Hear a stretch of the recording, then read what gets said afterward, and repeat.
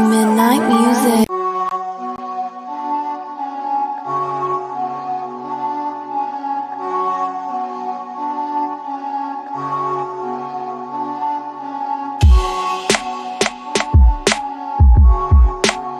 Midnight music.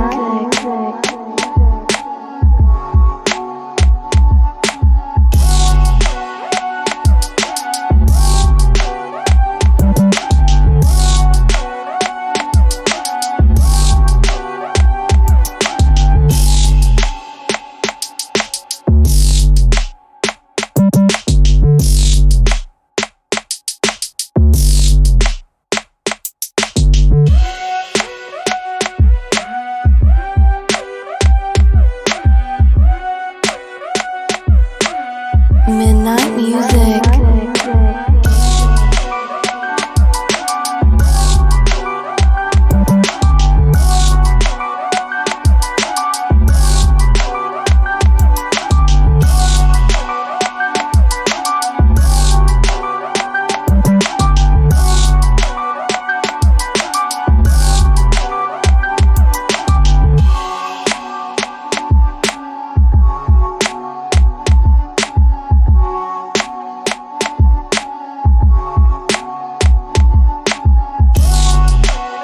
Midnight music.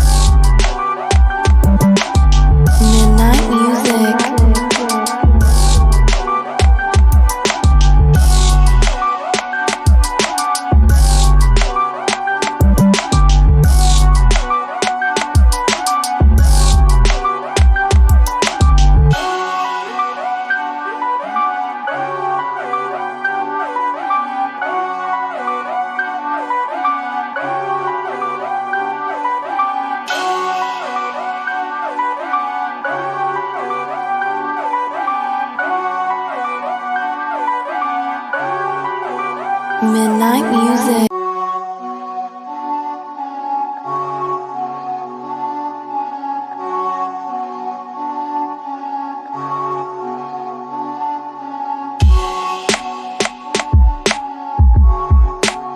Midnight music.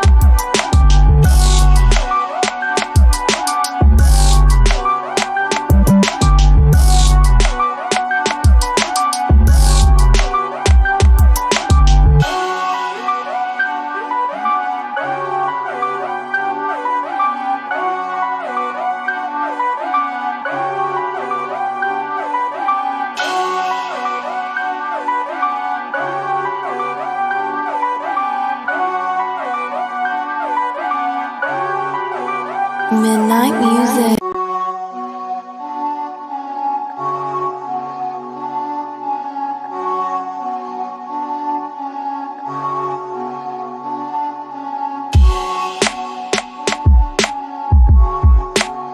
Midnight music.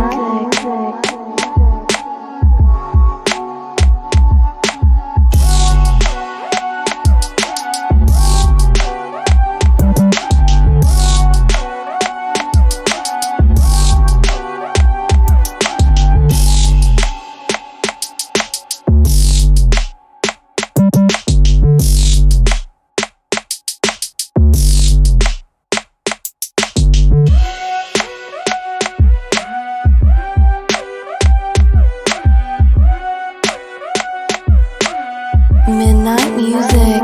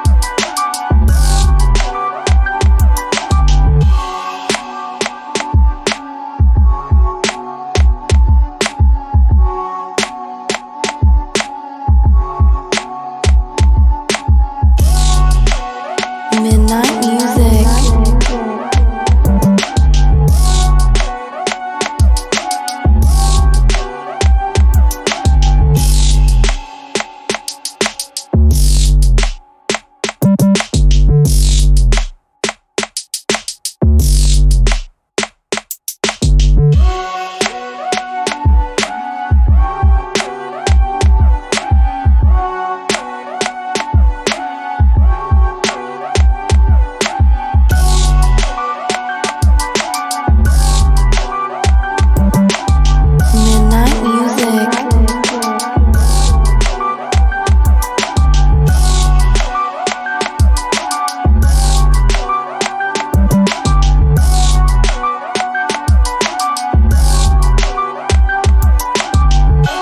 Midnight music.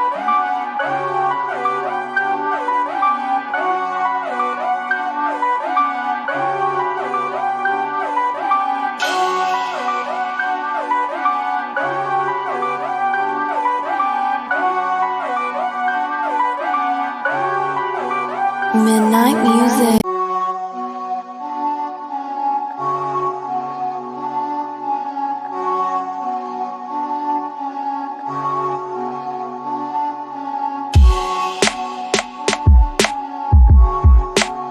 Midnight music.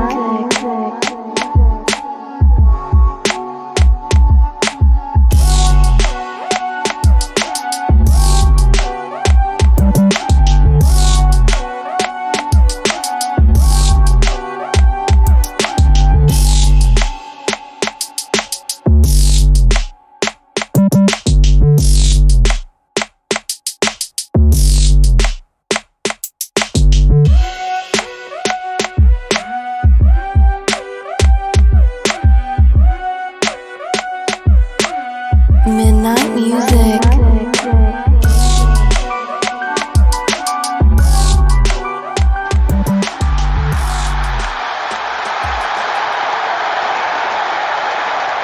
Such a loud pop.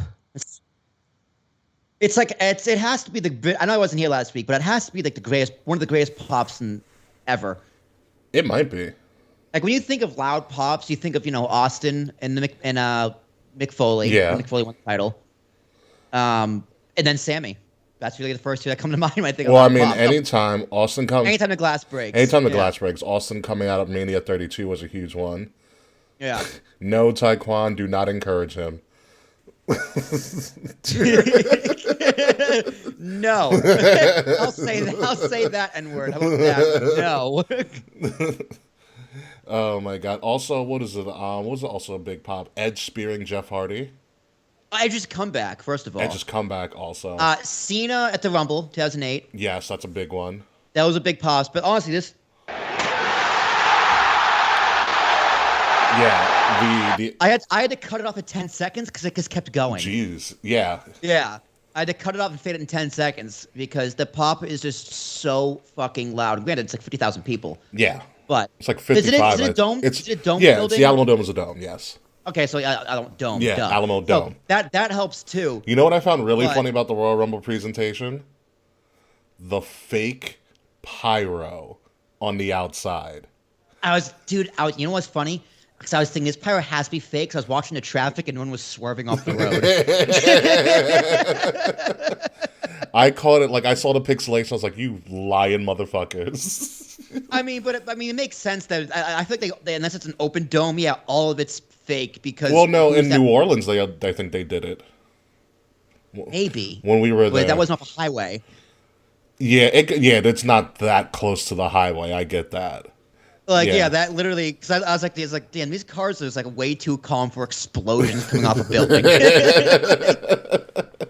They probably were not allowed. There probably some zoning law or something. I mean, it's Texas though, dude. Explosions in Texas are like also very true. Barbecue in Texas. Yeah, also very true. So I don't know how that went at all. So, Taquan, I'm glad you like my hat. Yeah, right? Yeah, I was like, what the hell happened? But I got this hat for free. So how'd you get it? It was part of a gift bag. They gave you a fishing hat with a gift bag? What kind of conference was this? this? Here's what I got. So part of like the welcome bag for the conference. Yeah. It was the bag itself is like an igloo cooler. Okay. It's like insulated, so it can fit like 24 beers and like food and shit. All right, not bad. So in that, I got the hat. Mm-hmm. I got like suntan lotion. You need it. And like beach balm stuff or whatever. Okay. Like a little flag thing from the company. And salt. It was like sea salt with rosemary and another thing with lime. Okay. So it was pretty cool. It's pretty great. All right, so you can season your stuff with some sea salt. It's great. Yep. I go to the beach. I don't put in the suntan lotion. I put on the salt. That'll do the trick. And then the seagulls eat me and they explode. Of course. Naturally. Yeah. Yeah. That works. This is it's my first show from the new office too. It's a little echoey in here. You sound pretty fine to me. I mean, the ceiling's the highest, a little echoey, but I can still an effect on audition and take care of it. Well, yeah, I don't hear re-echo at all, so I think you'll be good. Yeah. Well. That's good. Mr. Fretz Harg, I know you're a little bit under the weather, but how are you feeling? Yeah, Fretz, I'm glad you're feeling better than Jerry Lawler. Yeah. Yeah, that's disheartening. Man, the guy had a fucking heart attack and a stroke. Next thing you know, he's gonna have Bell's palsy. No. Although I had that happen to a client of mine once. But they had Bell's palsy. Yeah, but the symptoms of Bell's palsy are also pretty much equal to a stroke. Yeah, they're like the same thing. Paralyzed. Yeah. And so it happened, and he was like, Ricky, I think I got an issue. And I was like, I looked at it, I was like, wait a minute. And then I got my boss, and I was like, hey, can you look at this guy for me? And then we sat him down, and he like, my boss leaves the room, and he looks at me, and he goes, call an ambulance right now. And I was like, okay. Yes, sir. Yeah. It ended up being Bell's palsy. Although, like I said, it mimics the symptoms of a stroke, so I was like, holy shit. It's just... Yeah, strokes are bad, okay? Yeah. Bret Hart's had, what, like 2 of them? I think Goldberg gave him, like, at least 3. If you listen to what Bret Hart says, yes, maybe. If it's the most bitter man on the planet. Oh, man. So March 11th, Will, I don't know if you know this. You ever hear of the big event in New York City?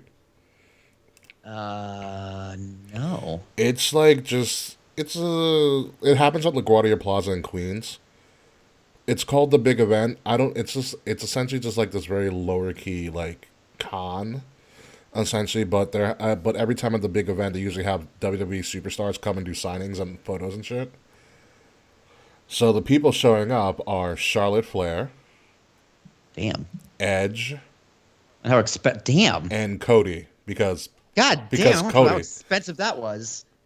It's less than $100 for any of them, actually. I mean, to book all of them. Oh, to book them. Oh. Well, WWE's autographs and photos go through Fitterman Sports Group now. Like, they partner with a company. That makes sense. Instead of doing what they did the last time we were at Access together. Or just like a free for all. Well, Axe is completely different now. Going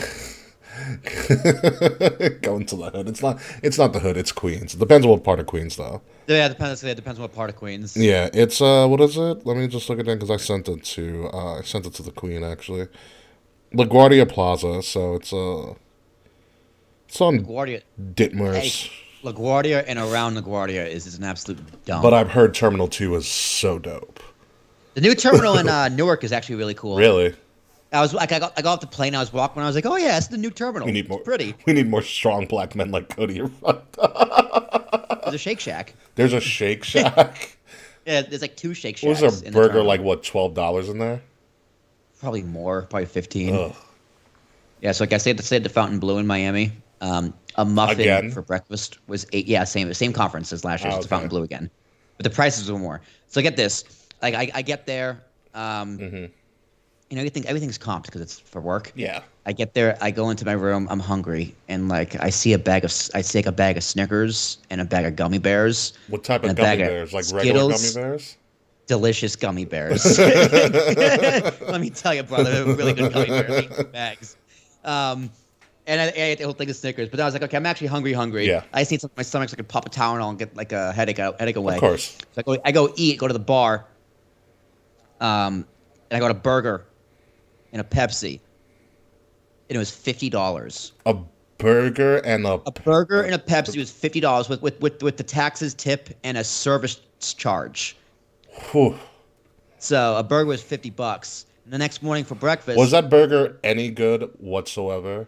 yeah, it was great. Okay. It was a pretty good burger. Not worth $50. All right. Don't get me wrong, but it was a tasty burger. Okay. And then the next morning, I get an $8 blueberry muffin and an $8 bottle of water, which is Fiji water. I was like, that doesn't make sense. But okay, I'm not paying for it. All right. Water aside, because Fiji water is overrated in my opinion. How is that muffin? Because I do love me a good blueberry muffin. Honestly, it's not worth $8, but it was tasty. It Okay. was All right. delicious. As long, Yeah, whatever. It'll pass. I got room service. I got chicken parm, the chicken parm was really good. Like, restaurants in Fountain Blue are actually really, really good. Yeah. So the chicken parm with the delivery and the whatever was $60, but I was like, all right, that's like still not worth it, but it was really, really good. And room service is pretty fucking awesome. Did you? They just knock on your door and like, there's food here. So you should have hit up Mario. I forgot he was down there. I don't think I have his number anymore. Yeah.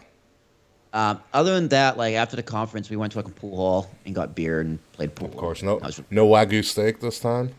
No Wagyu steak, no $1,000 steak, and then we went out to eat at the Spanish place last night, Yeah. and we just got a shit ton of apps, and it was really good, and the cocktails were really good. I bet. It's always fun. Honestly, it's really fun getting drunk with your boss, and especially when she's drunker than you. And you'd have to pay for nothing. I had to pay for nothing. Yeah. I was like, I saw the bill. I was like, God damn. And they're like, Will, you want to spend on the cabana? Like, this means nothing. And I was like, oh, really? I'm gonna go eat another bag of come. Exactly. Like, well, it means nothing. All right. If Like, you don't care, I don't care. yeah, if you don't care, I don't care. My room was $1,600. That's what the final bill came to. I was like, not my card. So That's amazing. yeah, that was cool. I stayed when I went to a fraternity conference back in college that I pulled me. I'm a poor college kid card, so they paid for my flight and the hotel Yep. that I was staying in. Yep. Like the Nationals paid for it. Yep. Yeah, we had that too. They took the national meeting once a year in Florida. I went to Yeah. ours was in Memphis, which wasn't bad actually. So I stayed at the Peabody. The Peabody is like the only 5-star hotel in Memphis because of course it's fucking Memphis. And that day, Taquan putting that in our this picture of Cody. wait, did he put it in there? He put it in Let Discord me in the see. General King's talk. Let me see. The funniest things I've ever seen. Listen. There's a whole thing of calling Cody Rhodes Reverend Rhodes. Oh my god. There's a bunch of funny shit. Oh my god, it's great. Anywho, so the Peabody that time I went, was also the same weekend that like Elvis Presley's widow was staying there. As well, but it's one of the coolest hotels I've ever been at. Peabody, they have this thing with the Peabody Hotel where there's like these ducks. It's like the famous Peabody ducks, and they like get processed into the fountain that's in the middle of the lobby. on a red carpet in like to begin the day and to end the day. They roll out. And they're ducks. Yeah, they like quack. So here's what happens: the elevator comes down. They roll out a red carpet. The ducks walk out of the elevator. They go into the pond. To like trumpet processional, by the way. They're in the pond for the whole day. Towards once it's time for them to go back to wherever the fuck they stashed them, they get processed out again. The ducks process out of the fountain on the red carpet back into the elevator, and they're gone. And it's like that's the thing of the hotel. It's really weird. Although the first time I ever stayed like a really legit 5-star, except that one time when I was in Italy. But like I had my own personal robe. I got the newspaper every morning. Dude, I thought about calling for a robe because I know they have them. I just got to call for them. Oh, mine was in my room. I really thought about it. They should have been in the room. I really thought about it, but I really thought about it, but I didn't. So because I was looking around. I was like, I don't have room in my bag for this. And that's if I got a robe. And at the time, I was like 20, but like I was with people from frat boys or frat friend, but brothers from all across the nation. And I befriended some guys from like George Washington University chapter, and we all went out to this place. I think it's called Kooky Canucks. It was seen on Man vs. Food for like having the biggest burgers. One of those giant burger challenges, and like all the brothers like bought one. See if anybody could finish it. Our brothers from Johnson and Wales in Providence, JWU, they knew how to party. Yeah, no, They knew how to party, and drugs were cheap up there. Yeah, no, I wasn't allowed to go out on the Beale Street. Like I went to Beale Street, but I couldn't go anywhere because I was 20, clearly. But like. There was like one of the national reps where they like just essentially pulled out the black card out of the bar everybody was at, and like everybody just fucking drank for free. Yep. Remember, fraternities are businesses. Yeah, no, our headquarters are right outside of Memphis. We're right next to the Kappa Deltas, which I know is not on your campus. We're right by. We're like it's literally in a row. There's our fraternity, there's Kappa Delta, and there's Alpha Chi Omega, which is another sorority. They're all in like the same vicinity of each other. Which is pretty nuts. Absolutely nuts. I have no idea where TEP's Nationals headquarters is. I totally don't remember. Yeah, no. I will say I went to a regional in Philly. That was fun because the Philly chapter, I think it was the Drexel chapter, really like hooked everybody up. Drexel had like essentially the conference after party at one of their houses on their frat row in Philly. And what they did is they printed out or they got the entire roster of all the brothers that were actually in attendance at the conference. And so that's how you got into the party. This is bullshit, man! They're like, oh, no, sorry, you're not on the list. You're not a brother. You don't get in. So that's how it was. I was like, wow. Their trophy room was legit, too. Like, one of the rooms in the house was legitimately just the trophy room of everything they won. Oh, I bet. Yeah, dude, they're frats. Of course, there's got to be trophies somewhere. Yeah, it was a crazy time. I missed it. Some of them are probably fake trophies, too. Yeah, no, that was a... Still frat boys at the end of the day. That's true. No, that was a crazy fucking time. Because then we actually... Because there was another chapter on, like, the upper side at UPenn. I think we went to UPenn. We went from, like, Drexel to, like, UPenn to, like, that chapter's house, too. We just kept on, like, hopping. Because there's, like, four chapters in Philly. So... Crazy time, and we're gonna hop around Philly again next year. Dude, I can't wait. it's gonna be a good time. I was telling my friend from work. It was like, "You going to WrestleMania next year?" She's like, "Where is it?" I'm like, "Oh, you don't know." It's like you really don't watch WWE anymore. You just watch AEW. I go, "It's in Philly." She goes, "Oh, god damn it!" I'm like, she's like, "And it's WrestleMania 40," and she's like, "Oh."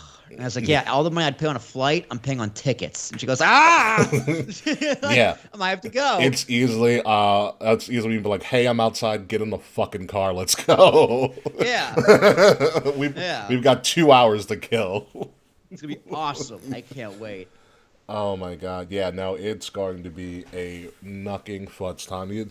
The biggest question is, how many people will be with us? That is the massive question. How many people do we want? That's true. And ideally, if it all works... You get a box? What's up? Get a box? Well, yes, ticket-wise, potentially. There's a couple things I want to do for that Mania. Number one, I want to go to their Mania, like, ticket release party. Because I've never been to one. The one time I was going to go in New York... Is that, like, at the stadium? Yeah. It's Yeah. when like you get your first dibs on tickets. They have a bunch of celebrities show up and signings and a couple of like faux matches and shit. The one time I did want to go, there was a massive nor'easter snowstorm, so they canceled it, and it didn't happen. So I've always wanted to go. So that's one. And number two, I kind of want the same place that we had for Dude, that for place the Rumble. was dope. That place was so awesome. Because you know what? It's right by Reading Terminal Market. I can legitimately just leave my car in that parking garage for like a whole week. Yeah. And whatever, pay that shit later. It's in the gay neighborhood, so it's safe and clean. Yeah, it's the neighborhood. Yeah, it's the gayborhood. Mitchell and like Ness's- Ubers were super easy in and out, getting to the stadium and the arena. Mitchell and Ness is right there. Mitchell Ness is right there. And so is Reading Terminal Market. We can walk 2 blocks and eat whatever the And fuck the we food, want. dude, that Reading Terminal Market is just like, God, if the zombie apocalypse ever happened, I'd go there. That's where all the food is and boarded up. Yeah. Oh man, yeah, no, it's going to be a knucking futz time. Absolutely knucking futz time. But hold on, let me queue up what the hell I'm supposed to say for this intro before we get started, because we are going to kind of actually start on time for once, which is a great thing. Yeah, it's been a minute. Yeah. Oh yeah. By the way, Mance has also said he's readily available whenever we need him as well. Dude, I'm so bummed I missed Mance's show. I was so fucking mad my internet wasn't set up properly. He's still got it. Of course he does. Dude. It's fucking, he's a gift of podcast. Of course he's still got He it. was wearing his Gift the Podcast shirt, and he did a virtual Hey, man, virtual background. You can't get something you never lost. Yeah. Isn't that what Edge said on Monday? But I mean, in between him slapping his wife's ass, which hey. which was also hysterical. Did you catch that? No, I saw it on Twitter. she looks at him. She's like, "Stop it!" Oh my god! At least Edge loves his wife. I feel like they're a hysterical couple. Oh yeah, imagine being their kids. Oh yeah, the 2 daughters. Yeah. Yeah, I could. Let me just only tell you, imagine. man, I would not want to walk in on them fucking. That's for damn sure.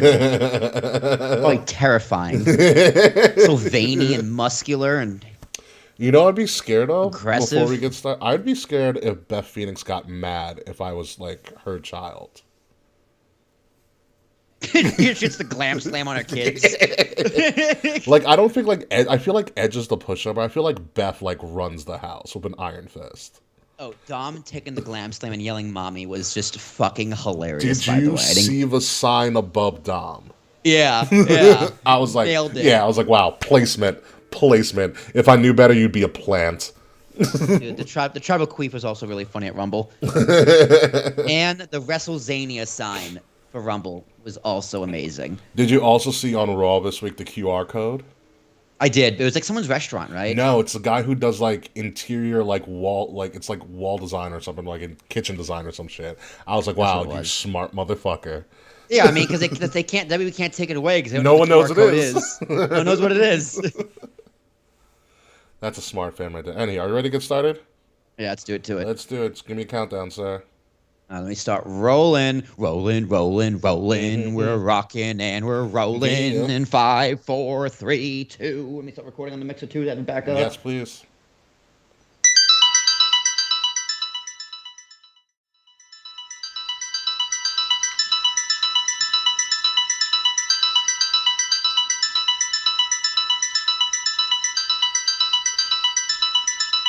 Midnight music. Coming up this week on Kings of the Rings podcast, the Cody Rhodes to WrestleMania takes a revealing twist after an all-time epic promo with the Mr. Paul Heyman. Plus, Roman gets a little InZayn in the membrane, and Brock Lesnar is apparently extremely frugal. So sit back, relax, and I swear to God, if I get another text message about LeBron breaking the all-time scoring record, I am going to break my phone, Jordan, all day. Ladies and gentlemen, it's Kings of the Rings podcast, episode number 327. Pull back the curtain exclusively on Wrestle Addict Radio, and it starts right now.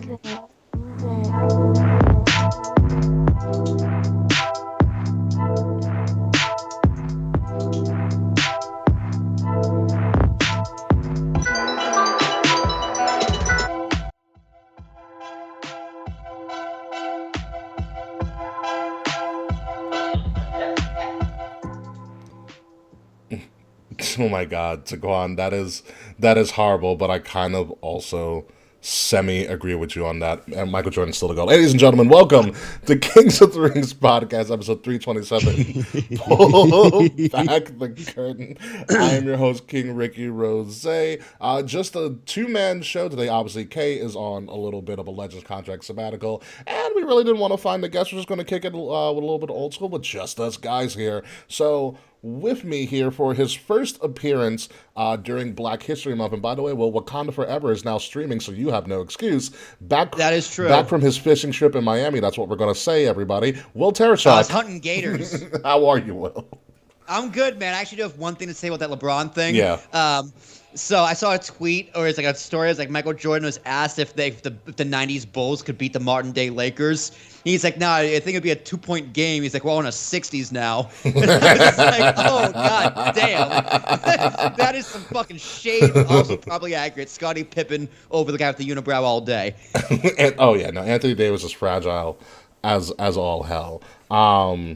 He does like the Floridian Charles. Welcome, Sir Charles. Floridian. Go DeSantis. Oh, do not stop. Don't cut that out of context. Do not. It's funny because my mom's maiden name is DeSantis. I have to go no relation. Are you serious? Yeah, my mom's maiden name is DeSantis. Like, wow. if anyone ever asks, I have to go, yeah, it's DeSantis, no relation.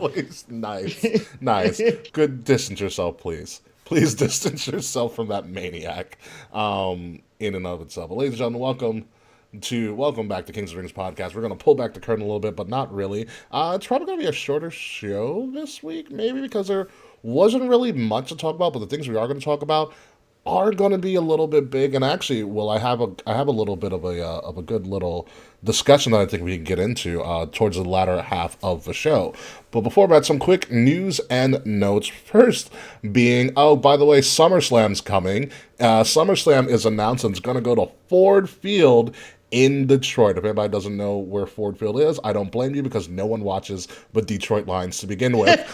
But that's where the football team in Detroit plays. But last time I think WWE even had an event at Ford Field was WrestleMania.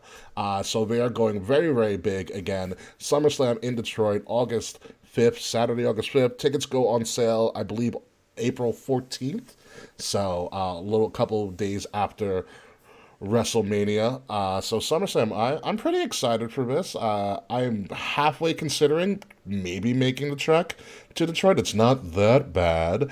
Because I've never been to Detroit before. Also a good place where I know a lot of Canadians that actually go to Detroit because it's literally like right by the border of Canada too. But SummerSlam, August 5th. What do you think, Will? Well, if the Tigers are in town, I think it's worth doing a dual. I think it's worth doing a dual trip. Oh, okay, all right. That's really the only way I would go. I because, don't like the Tigers, but I know that stadium's kind of dope. Yeah, I mean, I don't care about the Tigers, but I love baseball, and it's an excuse to go to a game that's probably really cheap because it's the fucking Tigers. Yeah, no one signed up. Did Mickey retire yet? Yeah, I think it's this year. Okay, we might want to go. I don't know I don't know if him and Pujols did the same year. I don't know because he didn't get as much pump and circumstance as Midgie, Pujols and Yachty did. Yeah, but I wouldn't be surprised if he has one more year left. I would go just to see Mickey. But I don't think there's been anything ever in the history of ever that's made me go, you know what? Let's go to Detroit, and that might be including SummerSlam. So, but we'll see. I mean, especially because it's gonna be like right after it's after this Mania the tickets go on sale. Yeah, April 14th. All right, so I'm not going to see his Mania, but I might have some cash. Yeah, but we'll see. We'll see what my cash is like. Agreed. We'll have to see at that point. But yeah, SummerSlam Detroit. I'm interested. Might as well. Oh, I've actually heard about Ford Field. We'll talk about it on the post show. Their technology is kind of nuts that they've made upgrades in Ford Field for, but that's another conversation for another time. Does your food come in drones? No. It's a very interesting surveillance technology. That sounds terrifying. A little bit, but it's also very cool in another sense. What was not cool was that, unfortunately, we heard, I think Tuesday afternoon, that Jerry Lawler suffered a stroke and was recovering from the after effects of a stroke. From what I've also read, unfortunately, it's his second stroke in 5 years. Oof, that's not good. And everybody who's anybody in wrestling also famously knows that Jerry Lawler suffered a heart attack on Monday Night Raw. And if it wasn't for let's be truthful here. If it wasn't for number one Michael Cole realizing and getting help, Jerry Lawler's dead on national TV. Isn't it crazy? Like someone who never smokes, never drinks, and like never did anything bad to his body other than wrestle is had more health problems than fucking Ric Flair. They do have one thing in common though, is that they go through women like crazy. Yeah, but he doesn't have STDs. True. Like True. does fucking too much give you probably give you a heart attack for sure. But it should be good for your heart. It's cardiovascular exercise. No, not if you do it too Well, much. if you do it, no, you gotta be consistent with it. Any cardio is good cardio. I feel like. That's fair. Yeah, it's a damn shame, man. Jerry the King is one of those guys that's like he's a favorite. He's a spoiled favorite. Perfected pretty much one of the greatest storylines of all time, because it was no one knew if it was real or not. It's him and Andy Kaufman. That's legendary. Yeah, it is. It's absolutely legendary. He really is like the best color commentator ever. Yeah. Like, name me a better color commentator than Jerry Lawler. You can argue Heenan. You can't argue Heenan. You can argue Heenan. Okay, you can argue Heenan. Okay, but you know what? Heenan might just be too old at this point, because Heenan was big in the 80s and the early 90s, whereas Lawler was popped off during the Attitude Era into the Ruthless Aggression Era, which is the biggest generations of wrestling period. Yeah. Like, Attitude Era and Ruthless Aggression is bigger than the 80s Hogan boom. Yeah. And Lawler was wrestling then. Yeah, Lawler was wrestling for a long time. Yeah, he wrestled not too long ago. Yeah, it's crazy. I got a picture of Lawler, but we were there when we met Lawler in New Orleans at WrestleCon. Yeah, super sweet Very guy. nice guy. He's a sweet hell man. of a drawer. Like he's a hell of an artist. You ever seen someone like he's crazy gifted as an artist. He was really good on the Broken Skull sessions too. I had not seen that one. Yeah, well, go back and watch it, because it's he's really good. He's very soft spoken. He's very well spoken, and he's very honest about like his life and things. Like remember the early aughts. He like quit WWE for a little bit because his wife at the time was fired. Yeah, that was the cat. The cat. Yeah, so like he talks about that and like what it's like, all these years later and with the mistakes or whatever. Mm-hmm. But man's lived a hell of a life. I know we're talking about like he's dead, but no, he's gonna be just fine. He's recovering. Yeah. I know he has he has limited speech right now. From what I heard, I think JR posted that he was somewhat of a slurred limited speech, but I know reports now came out before we did our show, but he's expected to make a full recovery, which is a very good sign. Glad to see he kicked out. He's good. And like I think I want to emphasize here about, you said Lawler's very soft spoken, because the Jerry the King thing is literally just a gimmick. He's not that guy. That's it is kind of crazy. Yeah. Like Ric Flair lives the gimmick. Jerry Lawler's kind of the opposite. Correct. Yeah. Like as soon as the camera's off, he's just like, all right, I can go back to being Jerry, or whatever the hell his real name is. I think it is Jerry. I think it is Jerry Lawler. I think his name is Jerry Lawler. The King part, I think, is what he trademarked or copyrighted or whatever it was. Ric Flair's name is even Ric Flair if you watch the recent documentary. It's Fred Phillips. That took me I was shook. That's what they started the documentary out with. I was like, what the fuck? I'm not gonna lie, dude. It got my attention. I was like, all right, I'm gonna actually put the phone down. I'm gonna actually watch this shit. And the rest was just I knew all of this, other than the struck by lightning. I didn't know he was got struck by lightning. Ric Flair is one of those guys. I don't see how he still does it. I don't know how he's alive. He shouldn't be alive. He doesn't know how he's alive. No, he admits it, because I should have been dead. I should have died like 30 years ago. He does more cardio than me probably on the regular, which is kind of nuts. And you see him at the end, he was doing like rows. And I'm like, dude, you're like 70. What are you doing? Yeah. All right, dude. But hey, long live the King, hopefully, and Ric Flair. Fuck it, Ric Flair's earned his time to relax. So we ever find out what Hulk Hogan is? He actually paralyzed? No, I think Hulk is just old, because Hulk's almost like 70, he's just milking it. No, maybe he does have some struggle walking here and there, but that's expected for someone that age. Fair enough. I hope he's not paralyzed. Yeah. Let's move on to the only noteworthy thing in SmackDown, and there's that as well. Yes. Why does this picture look like Roman Reigns talking to his drunk son after a night out? No, it's Solo. But yeah, I love what they're doing with this because essentially when you're going into Mania season, but you have the stopgap at Elimination Chamber, which seems like a really big deal because it's in Canada, and of course they're highlighting all of our Canadian superstars because that's just smart business. Yep. And they're juggling this real well where Roman, and no pun intended, is acknowledging that Cody exists, but they're not touching. And Roman still... Well, he's got business Yeah, first. and he's dealing with the Sammy issue. And listen, after this past week of wrestling, there were some arguments for Sammy somehow being in this main event with Roman at WrestleMania. That's all gone. I'm sorry. It's all gone. I've thought about it. This is what I would do. If you want to give Sammy his due justice in main eventing WrestleMania, which I think he should. I really do think he should. I think him and Kevin Owens could main event the tag titles night one. That's fine. I think and you can have Charlotte and Rio kick off the show because that's just as big of a spot. Yeah, you either want to be the first or the last.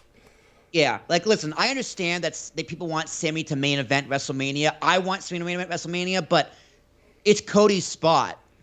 This was always Cody's spot. If anything, it's not like Batista taking Daniel Bryan's spot. This is Sami Zayn taking Cody's spot. Yeah, and Cody called it the day after WrestleMania last year. Yeah, and I think listen, the Bloodline is still main event. They're the main event. Sami's been the main event for the past year with the Bloodline. Yeah.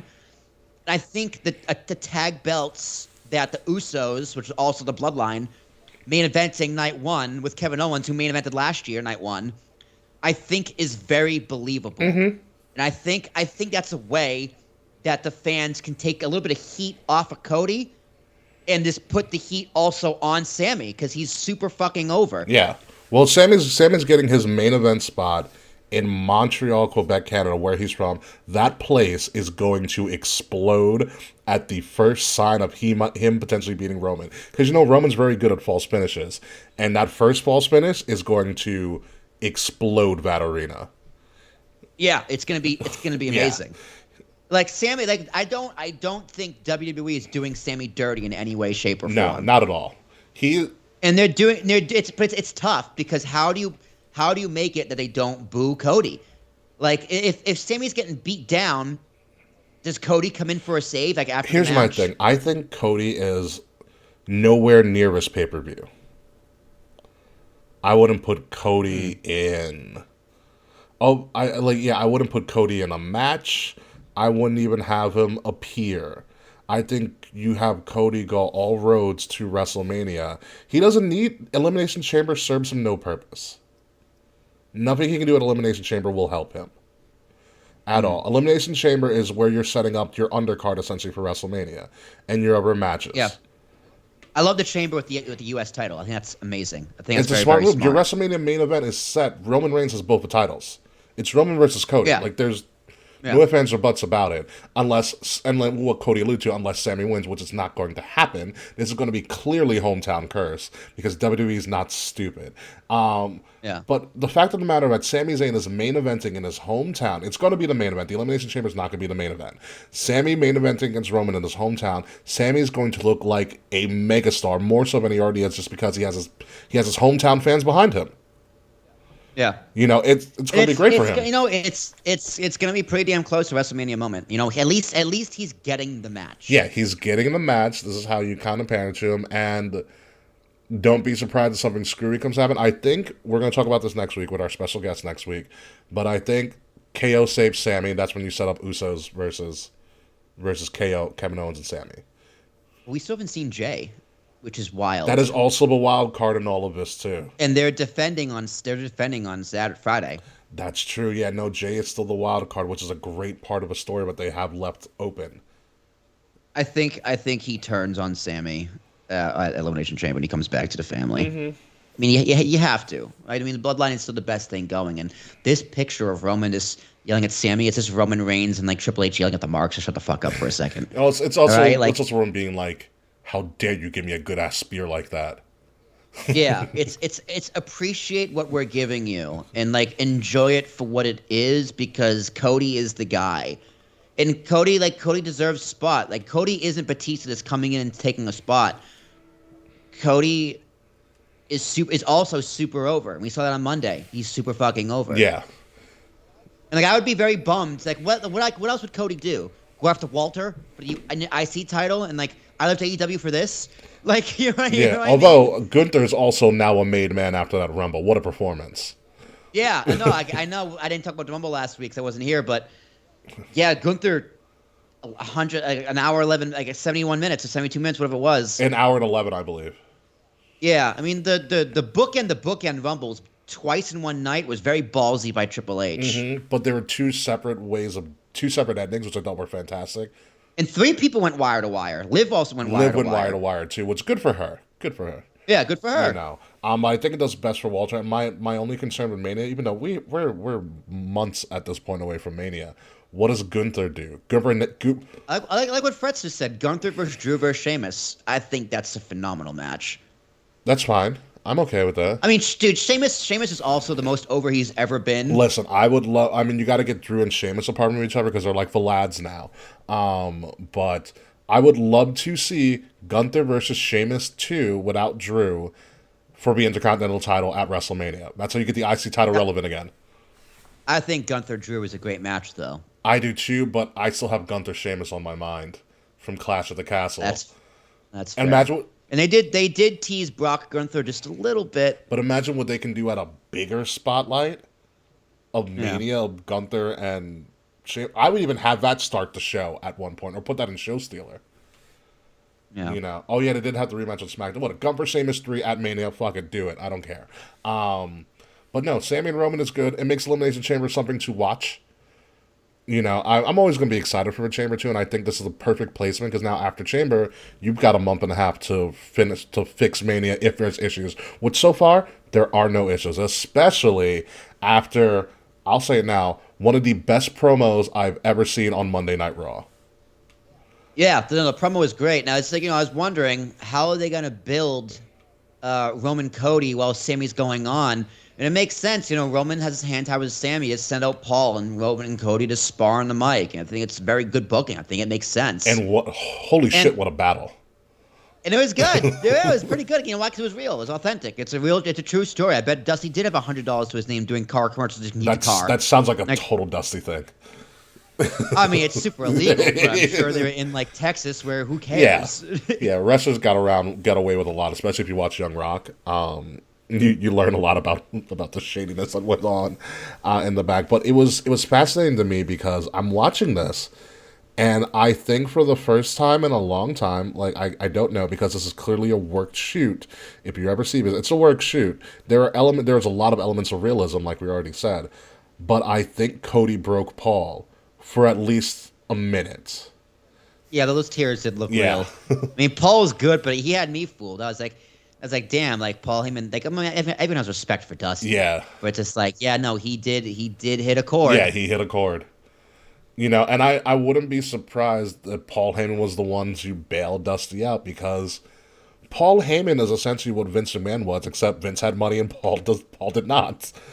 Yeah, and I was like, I was waiting for Cody to say, "You promised him all this money and you didn't pay him, you fuck." No, but he paid him. I was waiting for that line, but no, I guess he did pay him. Well, I guess Vince paid him. Whatever, I don't, whatever the time frame was, but Dusty was Vince's first paid off. Yeah, no, people, and I love how Cody went at this. I love how Cody's going at this because this is all about respect for his family and respect also for the Anoa'i family, too, as well. Yeah. Which is cool. So like, there's no real animosity, although Paul did kind of stir it. But this is just like two royal families going at it for supremacy, which is a great story. So I will see what happens after Chamber if everything like ramps up to 100, which it should. But this promo and Cody's like, I just wanted to wrestle for a title. Yeah. That's all I wanted. Now you had to talk to my dad in this. Now I'm gonna have to kill you. It was great to see that, and I love how Cody just approaches this. It's all about, I'm going to be respectful. I'm going to be as cool as possible. But now you've stirred shit up. Now I'm going to whip your ass. I love it. I love the story so far. I don't think there's going to do another promo that's going to be better than that on this build to this title because I want to see it tomorrow. yeah, man, it's just like the more this goes on, it's just Cody said it earlier this week too. He's just like WrestleMania doesn't need The Rock. He's like, we got stars, we have enough stars Yeah, here. this proved it. And I'm just like, I was thinking about it. I was just like, well, yeah, he's right. Look at the Men's Rumble. The Men's Rumble had no surprises outside of Logan Paul. They used their roster. Booker T. All right, Booker T. But Booker T's under God. contract. Did you see Booker T's knees? He couldn't bend them. I didn't care. Everybody knew he was there to do a spin-a-rooney. That's all everybody was there for. Yeah, that was fine. That was fine. But you're like, okay, look at this card right now. You got Seth Logan. But they haven't announced it, but probably going to happen, yeah. It's going to be an amazing. He's burying him. He buried him on McAfee show too, which is pretty great. So that's going to be a hell of a match. You know, like if you got Brock Bobby, which is going to be a hell of a match. Which we're about to talk about after this, yeah. Like it's interesting that what these attraction matches used to be with the legend like an Undertaker is now your current roster in this set. Like who's Seth's opponent? Like, that's a big deal. Who's Brock's opponent? It's not for a title. That's a big deal. Yeah. You know, it used to be Taker, but it used to be Cena. Mm-hmm. But now it's like the guys who are currently, well, that's the exception of like Brock, it's who's active. You can even say it's who's Bobby's match. Yeah. Right? No Goldberg. You don't need him. No you Rock. don't need him. No Austin. Don't need him either. Like what would Austin do? He's jacked to the gills. Yeah, there's nothing for him to do. Who's left? Triple H retired. Shawn Michaels is not doing shit. There's no one left. Oh, imagine Bray versus Stone Cold. Yeah, no, I don't. I don't like that matchup at all. It'd be so terrible. I don't like that matchup at all. I mean, we still don't know if Miz is going to do anything. I wouldn't be surprised if Miz takes the year off from Mania. Miz hasn't been relevant in a long time, unfortunately. Although you can, I don't even know what you would do. I mean, you can even do maybe. Well, they don't have nothing for the Miz, but like I would love to see Miz Johnny. Some battle royal. Or some battle royal, of course, obviously a pre-show battle royal, whatever. But Miz versus Boogs, that's not going to happen at Mania. Although Boogs needs a redemption after he literally blew out his knee on the first first match. That's a damn shame. He can't. Miz and Maurice versus Johnny and Candice would be fun. I like that. That's fun. That's doable. Like Dexter Loomis as a ref. Yeah. Exactly. But no, this Cody and Paul Heyman promo, people are going to be playing this for a while because these are two pros. Like I said, I've never seen anybody go toe-to-toe with Paul in a promo and hold their ground. Cody did it. Yeah, I was very impressed. One of the best work shoots ever. Moving on to big meaty men slapping meat, Bobby versus Brock, and another person who's learned how to cut promos in his old age, Brock Lesnar. It was meat slapping majesty. Yes, it was. I mean, shout out to K Murphy. This promo is also funny. This the Bobby Who is just like I was like, you know who. Know exactly. Fuck up. You know exactly who you're talking about. It's just really funny how he can't say Sable. Because like I was with well, everybody knew. Orlando's pretty marked. Oh, yeah, he was waiting for his Sable chant. Orlando's pretty marked. Everybody knew he's stole Sable from Mark Marrow. Yeah. Mark Marrow was just like, okay, that's fine with me. Well, he wasn't. What am I going to do? Okay with it, but like I said, there's nothing he can do. He was not okay with it, but I love it. I didn't know Brock Lesnar bought $5 denim jackets. I didn't know that was a thing. Yeah, where do you get $5? Where do you get denim? $5 any piece of clothing? Yeah. I want to shop where you shop, Brock Lesnar. Yeah, is he in a thrift store? Like Brock Lesnar walks into a thrift shop and that's what he buys? Okay, if he bought the denim jacket, were the sleeves attached or did he cut them off? No, they were cut off. They were definitely cut off. So he bought them cut off? Yeah, he bought them cut off. Okay. He definitely bought them cut off. Yeah. Can you? Yeah, Brock shops at Goodwill. and he has the audacity to ask for all of that money, you bastard. You fucking behind his $5 jacket said $1 million. Fuck you, Brock. Yeah. $1 million car. I mean, he's right, but oh my god! Well, you know what I found out about Brock? I saw a clip of him too. He actually talks about why he doesn't do a full-time schedule. Is it after? Well, no, that too. But he really doesn't like crowds. He's very shy and introverted. Yeah, he doesn't like people. Yeah. I did know that. Yeah, he doesn't like crowds. That's why, he's like I can perform in front of why, people. That's fine, but like all the other stuff, like he's like That freaks me out, man. Like, gives him like really bad anxiety. Early on in his career, he bought the private jet because he didn't like going through customs. He doesn't like people. Yeah. He's introverted, and like that kind of rubbed the locker room the wrong way. But like Bruce Pritchard talked about it on his podcast years ago. He's like, listen, this came out of his own pocket. Like, what do you want us to do? Yeah, no, I can see how. Like WWE didn't fly him around. He bought a private jet. Yeah, and I can understand how that like rubs people the wrong way, but like that's also. It's a mental concern of his, and like you can't really battle that. Like you gotta find a way to adjust. And listen, it worked out well for everybody. Yeah. And it's not like Brock didn't earn his stripes. He clearly earned his stripes. Like Brock gets the business quite well. And him and Bobby are going to be fun at Mania. Oh, yeah. So much fun. Where you put them, I don't know. Night 1, night 2, who doesn't care? But it's going to be fun. I love how Bobby is still hinting at the Hurt Business, but not really. Like, he's dressing more proper now. He's like, I don't want the Hurt Business, but Triple H wants the Hurt Business. But it's happening. Because Cedric and Shelton actually won a match on Raw. And they were in the background of Corbin breaking up with JBL. All right. This isn't part of the outline, but still. How bad do you have to be for JBL to say, like, fuck you, I'm out? Baron Corbin bad, apparently. And Baron Corbin sucks. Oh, my God. I was like, wow, JBL even broke up with you? That's a shame. That is a shame. Poor Baron. But maybe we'll get a broke ass Baron Corbin. That was a fun time for like a couple months. Remember when he was broke? Yeah, that was awesome. That was the best Baron. That was the best work he he was ever broke did. Corbin. Then they had a pay-per-view in Vegas. They had Money in the Bank in Vegas. They did this Money in the Bank in Vegas. He's like, I won the lottery. And he was happy Corbin again.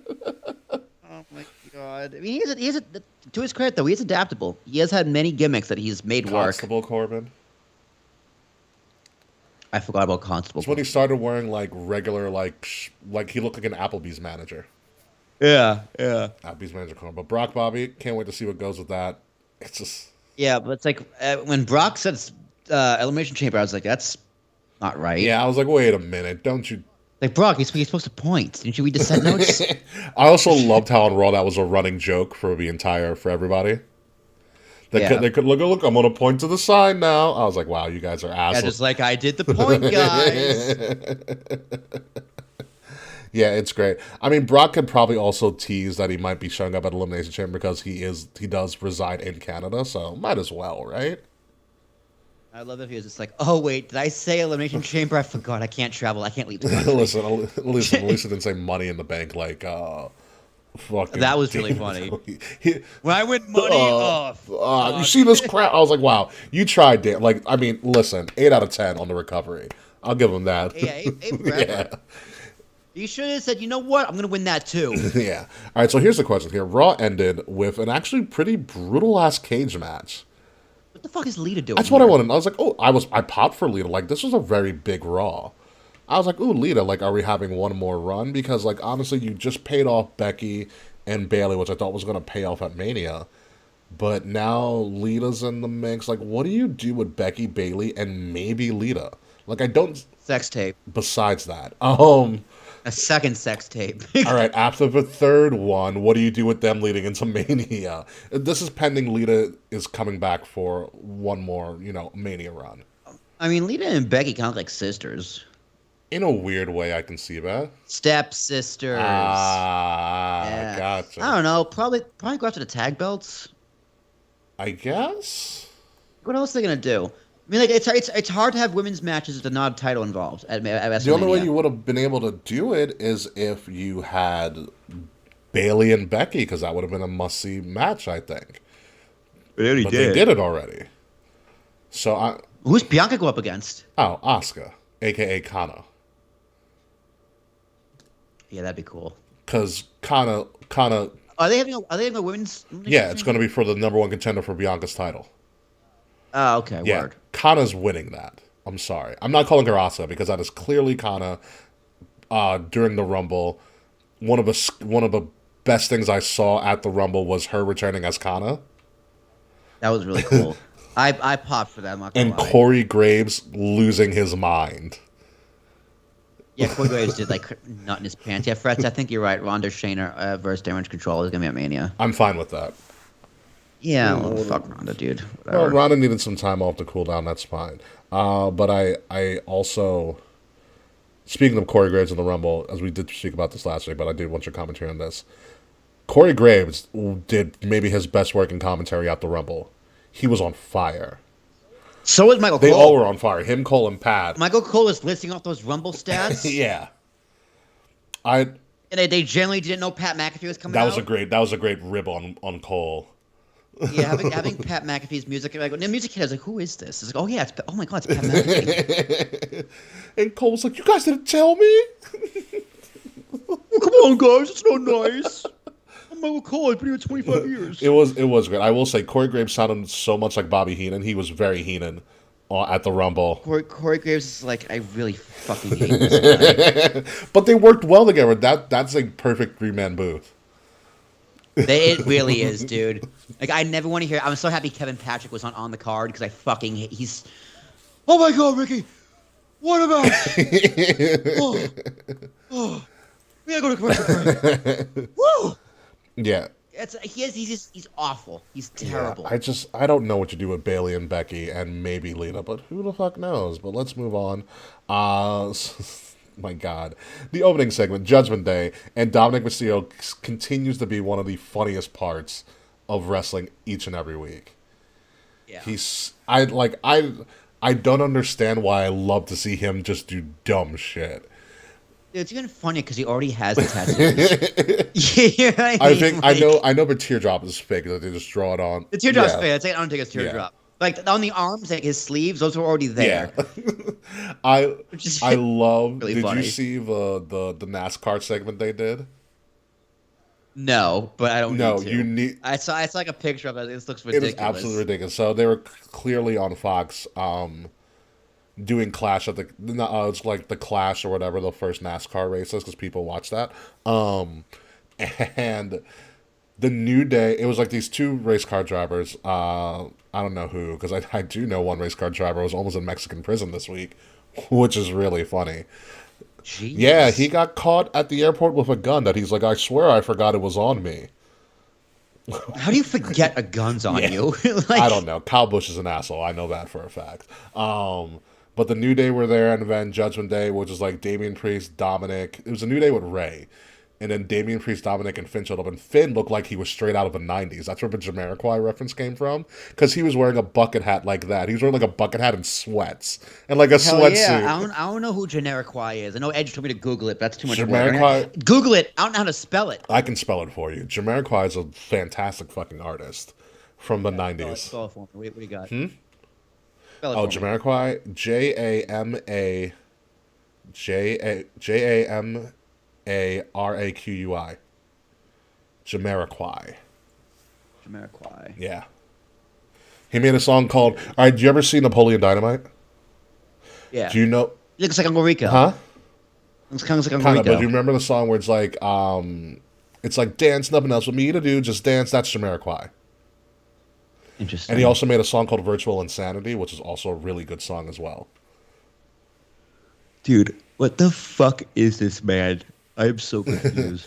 But anywho, so then they go into this whole talk off at the Coliseum event. Essentially, what it leads to is Dominic and Ray getting in these NASCAR stock cars and racing each other around the track with the NASCAR drivers in there. And the best thing that happened is Dominic says while racing, "Yo, where's the Nas at?" Where's the Nas at? He's such an idiot, but I like what they're doing here. I love Beth coming back because Beth is one of those people like Michelle Looks hot as McCool fuck, could. dude. Look at this picture Who? of her. Beth. Yeah, no, Hot as no, fuck. yeah, she is. There's a reason Edge couldn't stop slapping her ass on live Very TV. It was really funny. Also, Edge is having a great time with all of this. Like, look at him taking selfies with everybody in the crowd. Like Edge is having the time of his life. Yeah, he's on his goodbye Yeah, tour. no, it's great. I love it all. I love Edge. I love what he's doing here. they're clearly trying to clean up the Judgment Day stuff with Edge, and I like the story that they're doing. I don't care for another Edge Finn match though. Like it's been going on for so long. I think that's why we're doing it at the Chamber, right? Well, it's doing a mixed tag. Yeah. It's gotta lead to a 1-on-1 at Mania. Because what else would it be? This is like a Hell in a Cell match, which I guess cool. Maybe we'll see.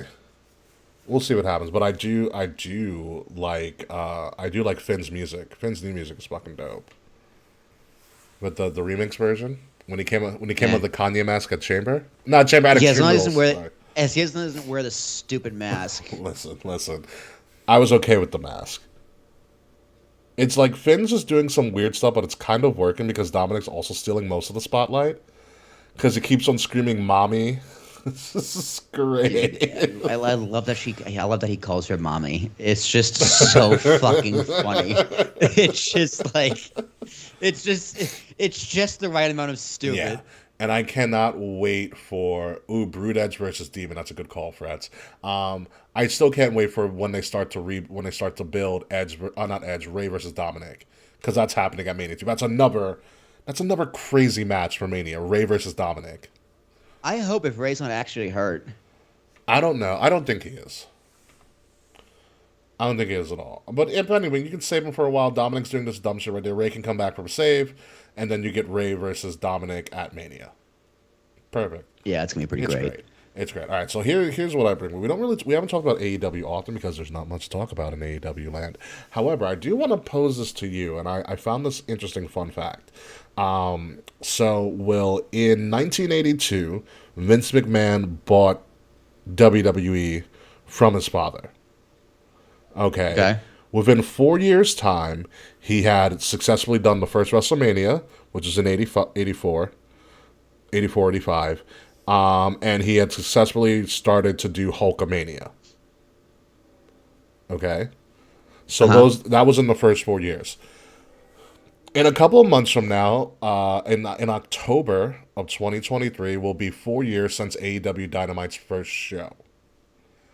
Wow. Yeah.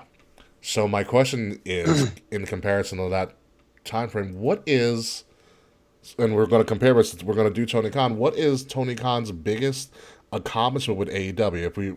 If we forgot, Tony Khan was a guy who also called himself, very disrespectfully, essentially the longest tenured promoter in wrestling, hours after Vince McMahon announced his retirement. Oh, I think I have to do a prediction what's going to happen with the AEW in the next few months. I was going to say Nick Khan's going to buy it from Tony Khan, then run it into the ground and just shut it all down. My question to you is, what would be his accomplishment of the 4 years, or big accomplishment of the 4 years? The first All Out, when they sold out the arena. That wasn't 13... AEW. That was nothing. That was not AEW at all. That was them doing stuff with ROH, because ROH funded that. You know what? I'll say Forbidden Door then. Okay. Because it's a concept. I mean, the show itself, I didn't watch the show itself, but I think the show itself was like, okay. Mm-hmm. But the concepts and the fact that they made the impossible happen, right?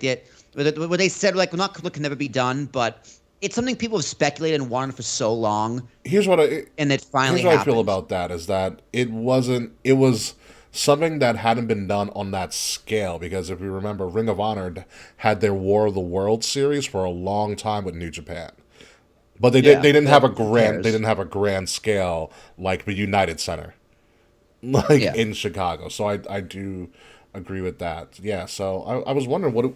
I'd probably say Forbidden Door. Mm-hmm. I think that's a good one. I like Tony Khan. I don't know why. Just look at him. He's a lovable. He's no idea. He's a lovable idiot. Yeah. He's a lovable. He's a bro. He's essentially a lovable bro. See if Billy Madison won a wrestling company. Yeah, I think Forbidden Door for him. I think about it. AEW has, number one, I think the biggest accomplishment is just lasting for right now. Yeah, staying relevant. Yeah. Sure. I think lasting is a big thing, because WWE ramped up a lot after AEW debuted. It took a while for WWE to kind of like, all right, what are we going to do with this? And they were like, oh, okay, we got it now. They had a lot of momentum. They were the place to be. They got Moxley, which was huge. That was their first That was the first get. Yeah, I'd say Moxley debuting and DDTing Kenny on the poker chip. Yeah. Huge moment. Mm-hmm. Huge moment. I think also I think they're very innovative. I think it's one of their bigger accomplishments. They're innovative with the arenas that they choose, especially when they did the tennis court. You mean Chicago 13 times No, a year? I'm talking about when they go to Arthur Ashe Stadium. Yeah, well, that's the only one that was available. Vince was just like, no one's going to go here. I think that was a big deal for them as well. And I think one of their bigger accomplishments is that they talk about, even though I can say a lot about Tony, I think they're very innovative in how they handle talent, especially talent that comes out of line minus CM Punk. They're very transparent with what happens to them. Yeah.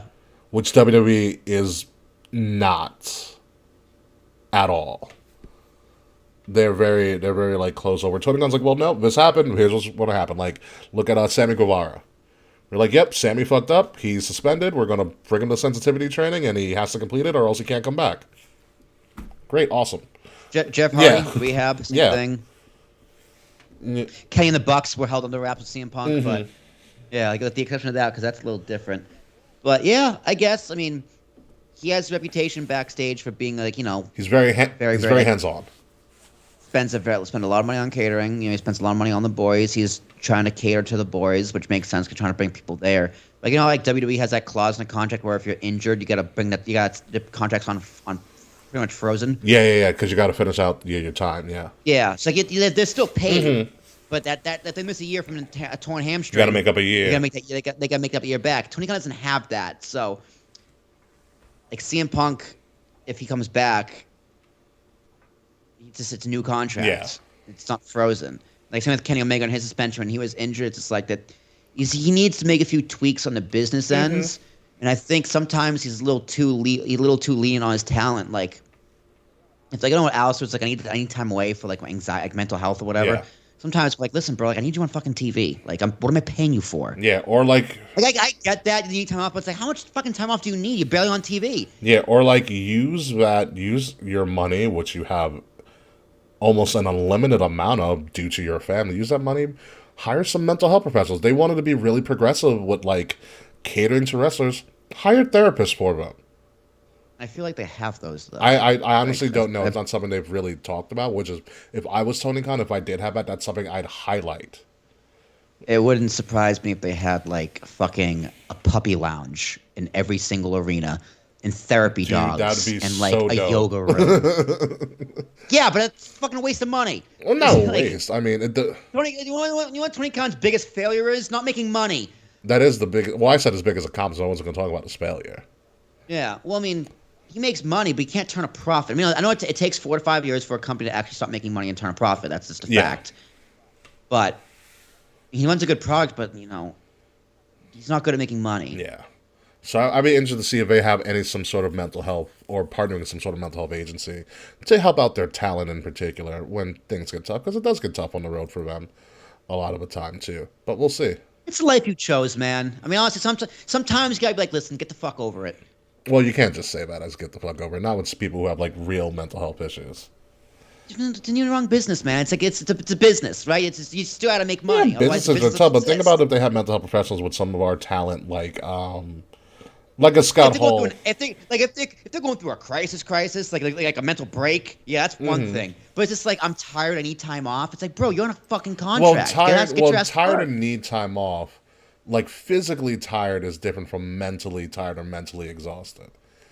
Those are different things. And it affects the body differently. It does affect the situation. True. And it does depend on the situation. And there's a lot I don't know. Yes. And if I'm sounding a dick, like, I get it. But, like, at the end of the day, this is a wrestling business that needs to make money and turn a profit for a TV program that I pay you a lot of money to be a character on. If you're not going to be there, like, you shouldn't be in the business then. If you can't handle it, you can't handle it. Get the fuck out. Go do something else.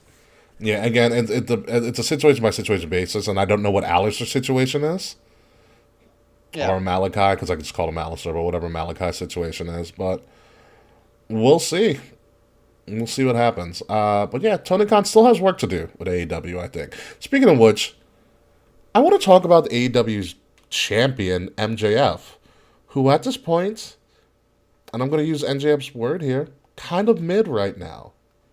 Like, what do you think of essentially his inaugural run as AEW champion? I haven't heard a goddamn thing about That's- it. There's scary. there's no buzz. That's very scary. Even though I don't watch AEW at all anymore, since CM Punk left, I just haven't been interested in AEW.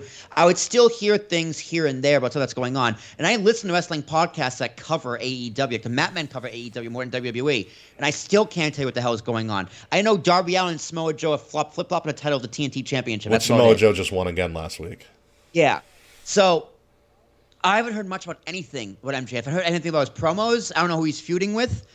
That's very concerning. I heard a few things here about Ricky Starks. I haven't heard about him in a few weeks. That's because WWE has been really, really hot. That's also true as well, yeah. But yeah, I agree with you. I think MJF as a champion, from someone who doesn't watch it, has been very disappointing, which you can take that for what it is. But the fact that I haven't heard anything about it and there's no buzz around him, I think kind of speaks for itself. Now, if you watch it and you say, here's what happened, here's what happened, here's what happened, I could probably be like, okay. Mm-hmm. Why aren't I hearing about that? Yeah, you hear about a lot of stuff outside of MJF. Taekwon in our chat is telling us. Oh, I did know that MJF is feuding with Daniel Bryan. Brian Danielson. I did know that. Which is fine, and I think it's going to be a good barometer to see what MJF can actually do in a ring. Yeah, but I know who's going to win that match. Like Brian Danielson doesn't want a match in AEW. Like Brian Danielson in AEW has been a flop. He hasn't. What's he done? Yeah, who knows? According to WrestleMania here, he says MJF cuts promos. That's it. And the guy's my favorite. We're building a match with Danielson. That's it. But, that's great to accentuate the fact that MJF is cutting promos. That's fine. That's cool. It's what he's good at. But you also have to wrestle. Like, Miz cuts good promos. That's what The Miz is good at. But The Miz will still get in the ring.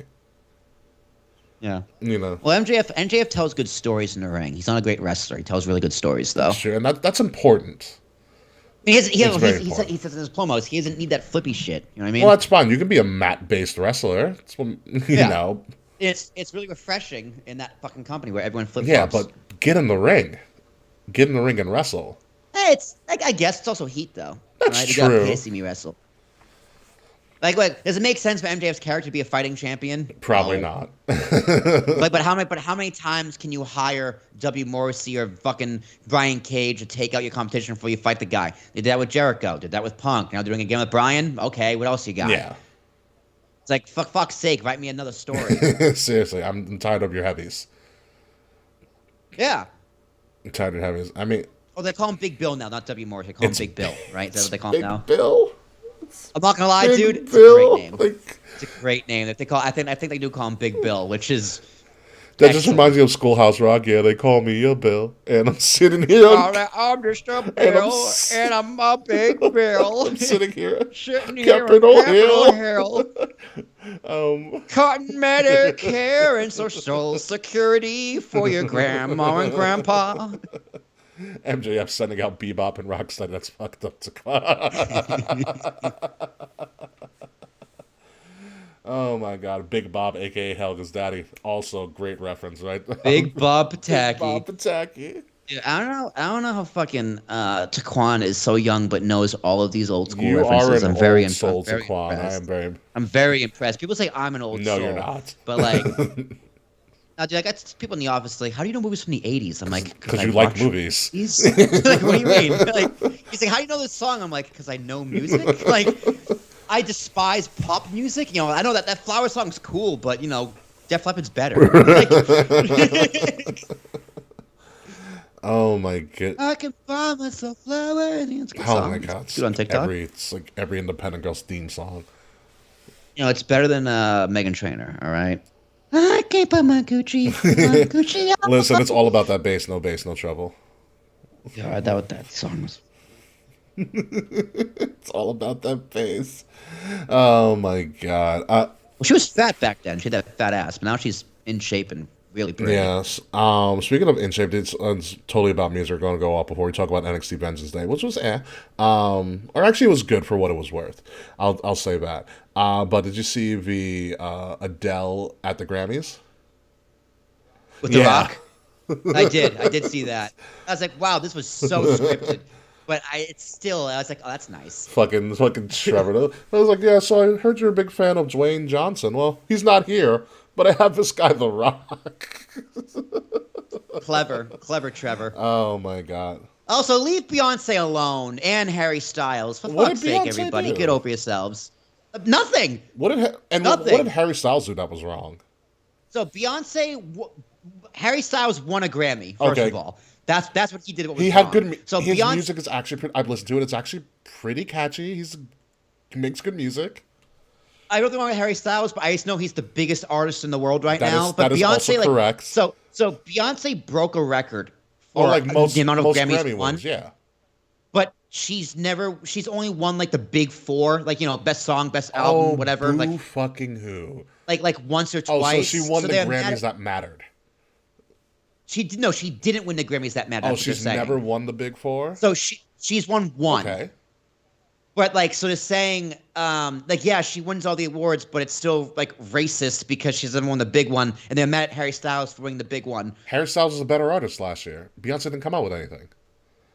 That's like, yeah, I was like, leave everybody And the besides, fuck alone. Beyonce's It's like, for fuck's sake, Beyonce breaks the record, and you're still Like, mad. Beyonce's the winningest artist in Grammy history. Like, that's something to be happy about. Who cares? And she's fucking Beyonce. Yeah. And wait until she gets mad at Ticketmaster. She's touring. Yeah. You think this year. Taylor Swift threw a fit? Oh, you wait. You wait. Yeah. Yeah. Beyonce fans, I don't know if T-Swift fans are mad, but Beyonce fans are fucking crazy. Yeah. I will. Jazz makes us the alien superstar like every car ride. I want to rip my ears off my face. My God, there's not a fandom I hate more than the Beehive. Is what they call themselves, by the way. Oh my God. Do you know Alien Superstar? No, I don't want to.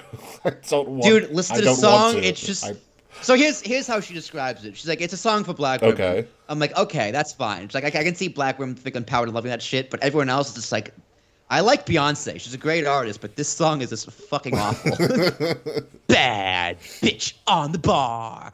Alien superstar. Like, that's just how it goes. Whatever. I will never probably listen to it at all. Anyway, let's go back to. Let's do it once. All right, maybe. All right, let's go back to NXT. NXT Vengeance Day was actually pretty cool. I know you didn't watch it, Will. No, I saw a few highlights. So I saw Carmelo Hayes come out at the end, which I was just like, oh, that's cool. I love the setup. It was very kind of bare bones, but still like a massive fucking screen. It was good to see them in a big. It was good. In a big arena. It was good to again. see them.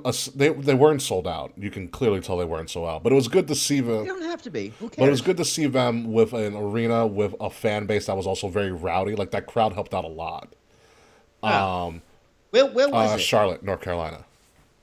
And they had an intro with Charlotte Flair because Charlotte and Charlotte, which is also surprising. Like, how come Charlotte hasn't had a WrestleMania? Probably because no one wants to go there, but they probably don't have the infrastructure for it. Because where would they play? Like, what would they play? Where would they the perform? Panthers, Like, what stadium? Carolina Panthers Stadium. Oh yeah. And then the Hornets also have their best. Okay, what else is that's there to the do? that's the issue. That's the issue. That's the big issue. Like even with Detroit, it's like, okay, I'm sure there's like a car museum there somewhere. Oh yeah, you can go see poverty if you're into that kind of thing. Yeah, you can go find water in Detroit. That's the biggest. Yeah. It's the big attraction. I'm sure Flint is nearby. Yeah, I think it's north. Don't quote me on that. But no, Vengeance Day was good. Carmelo Hayes and Apollo Crews, great. 2 out of 3 falls. That tag match was great because apparently Andre Chase, aka Harlem Bravado, is from Carolina. So his family was in tennis, and there was a giant Chase U section. I will say, Chase U is probably my favorite gimmick in NXT right now. That's pretty cool. I'm glad he had his own section. I do like section, the Cesaro section, the Baddies Club, and now the Chase U section. Because everybody wears the Chase U shirt, and they're all like in one section of the crowd. Dude, it's like they need like the Weasley sweaters. They do. Well, no, it's just shirts, but he does wear like kind of a sweater vest idea, which is great. But like, one of his signature moments in his match is like he's stomping the guy on the ground. He's like, "Give me a C," and the crowd yells C, and so the entire arena did it with him. That's pretty cool. He goes, "What does it spell?" And everybody yells, "Chase you." That's pretty cool. I'll give him that. That's pretty cool. I like that. I like that. He's doing so much better when we first saw him in the Indies as Harlem Bravado, and I hated him with a burning passion. I'll give him an applause break for that one. That's pretty good. The tag That's match is great. New Day creative. dropped to Gallus. Yeah, it's only the Triple H is like it's WrestleMania, saves me caught up. Yeah, stop playing around, guys. We might age with you, so again, who knows? Yeah, Dijak broke his finger. I did see that. That looked like it hurt. Yeah, he broke it in the middle of the match and still had to finish the match. So there's that. Yeah, no, it was good. My only thing is that I'm so glad Carmelo is finally going after Braun Breaker because Braun Breaker is so fucking boring. There's nothing about him that I enjoy. Yeah, there's been no buzz around him either, and there was for a while, and he just kind of fell off. He has no personality. Which is funny because he's a Steiner. Yeah, but he's like, I want to be Brick. I want to make my name off of a Steiner. I'm like, no, you're a Steiner for a reason. Use that. Like, I get it. You want to be yourself, but you're still a Steiner. Like, you do all the Steiner stuff. You might as well be it. It was really funny because Grayson Waller came out for the cage match wearing chainmail on his head. That's really funny. That's pretty good. That's pretty good. But yeah, there's nothing great about him. The best character in NXT is Carmelo Hayes. Him and Trick Williams are fantastic. I still love the name Trick Williams. I know, and they better come up together. He's not coming up right now because Triple H is going to hold him back. What happened with Toxic Attraction? They just broke up. They just broke up on TV officially. Yeah, NXT. Yeah. Well, obviously they were going for a while. They did a triple threat with Roxanne Perez, who also had a great Rumble appearance. God, she's so cute. She's like only 21 and she's like 5 feet tall. Yeah, she's like AJ Lee when she first debuted. It's like, oh, yes, I just want to give her a hug and like pinch her cheeks. Like, it's so cute. And then give her this little peck on her nose. And so obviously it was a triple threat, and Roxanne won because they started infighting. They went on Ding Dong. They did Ding Dong Hello with Bailey, who apparently might have broken her arm during the cage match. She was in a sling. I was like, oh, that's not fun. And then they pretty much did. JC Jane turned on Gigi. They essentially kind of recreated the barbershop moment. And she threw Gigi Dolan through Bailey's door. The door. Which didn't break all the way. So it was kind of a rough looking spot. But I'm fine with it. You need to, without Mandy, you need to tear up Toxic Attraction. Yeah. And which is a shame because Mandy was on a great run, but Mandy's making a lot of money right now. Trust me. Oh, she's doing just fine. She's not missing shit. Yeah, she is doing just fine. But she's like, I can take pictures of my butthole. Yeah. Or I can fall on my head for a living. Yeah, I'm going to go with my butthole. So. I'd probably also go with my butthole. So. Yeah, no, NXT's revving up for Stand and Deliver, which I believe will be Braun Breaker's last match, and they're going to probably call him up prematurely because he's not ready because he has no personality. And Carmelo Hayes is going to run NXT for at least the next year, which I'm more than okay with. Nothing like a good old post-Mania call-up. Yeah, he's going to, because, like, honestly, without the title, Braun Breaker has nothing to do in NXT. Which is scary because I think he might get lost in the sauce, because, again, like I said, he has no personality. Yeah, who do you feud with? Like Dolph Ziggler? I mean, usually that's what happens. I mean, he already feuded with Dolph already. He did it last year. True. When Dolph beat him for the NXT Championship. Well, do you think Austin Theory walks out of the chamber with the U.S. title? He'd go after like Austin. I could see him and Austin Theory having a good feud. Yeah, I mean, also we didn't talk about him, but I love this Austin Theory. He is in a very Hollywood Rock kind of moment. He is. that car was really nice. Oh yeah, the rented Lambo. Yeah. You know, he's definitely rented. Yeah, he's definitely Hollywood Rock at the moment. But it's also, this is the heel that we saw in Evolve. I was like, finally they let him be. Finally. Yeah, they let him be himself. Granted, he was a great comedy act for a while, getting his ass beat and being a part of the way. He was. I would not like it at first, but it really grew me as a comedy act. Yeah, but he's such a pure asshole. It's so good. It's so good. I don't think he loses. I want to see him get a Mania match. Who's in it? It's Seth. Seth's in it. I forgot. Priest. Seth, Priest. Montez. Tez qualified this week. I forgot who else. I don't know if it's going to. Theory. Obviously, there's 2 more. I don't know if they've totally solidified. Let me do a quick check on WWE's website real quick. So I hope he keeps it. But to Fretz's point, I think he goes up against Cena and loses at Mania. Yeah, him and Cena would be a great okay, match. so the card's already set. So it's Seth, Theory, Priest, Johnny Gargano, Montez. That's right. And Jonah. No, it's not his real name's not Jonah. Bronson Reed. Bronson Reed. Yeah, my thick boy. Yeah, I forgot he came back too. Yeah, that's going to be an actual fun match. Yeah, it's gonna be great. Hell yeah, it's gonna be There's awesome. a lot of good workers in this match. There's a lot of good workers in this match.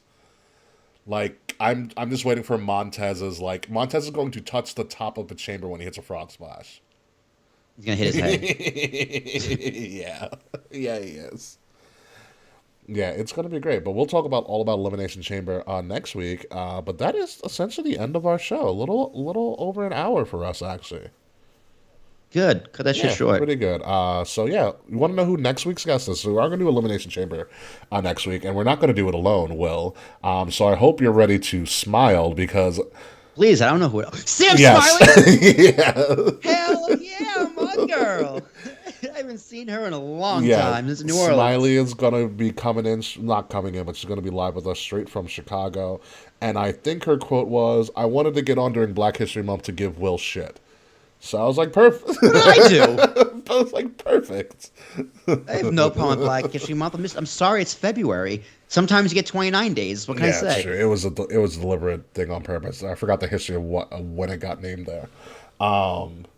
But yeah, no, Smiley's gonna be. Does that something to do with Martin Luther King? No, it does not. I have to look it up again, but I forgot. But Smiley is coming, so we're gonna reminisce, have a great time. It'll be the day before your birthday, so that's my birthday gift to you. Oh shit, you're right. Yeah, I'm turning 28 next week. Yeah, so yeah, Smiley's gonna be around for us, and we can't wait to have her. And with that being said, let's go to post.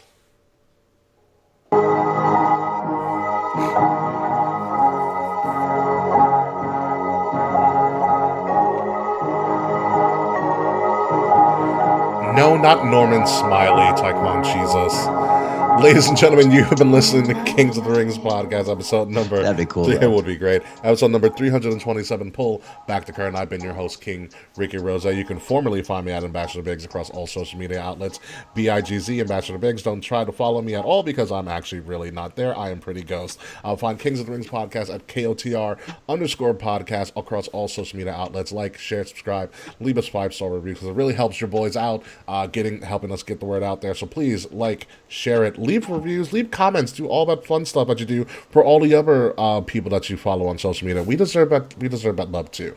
If you're listening to us on audio, make sure you're listening to us on Wrestle Addict Radio, the cure for the common wrestling podcast, and follow Wrestle Addict Radio socials at Addict_Wrestle on Twitter and Wrestle Addict Radio everywhere else. Next week, we're going to preview Elimination Chamber with our good old friend Smiley from Chicago, but we met her in New Orleans, and she used to live in Florida. It's a lot of stuff going on, but we're all going to recap it next week. But until then, Will Tarashuk, sorry.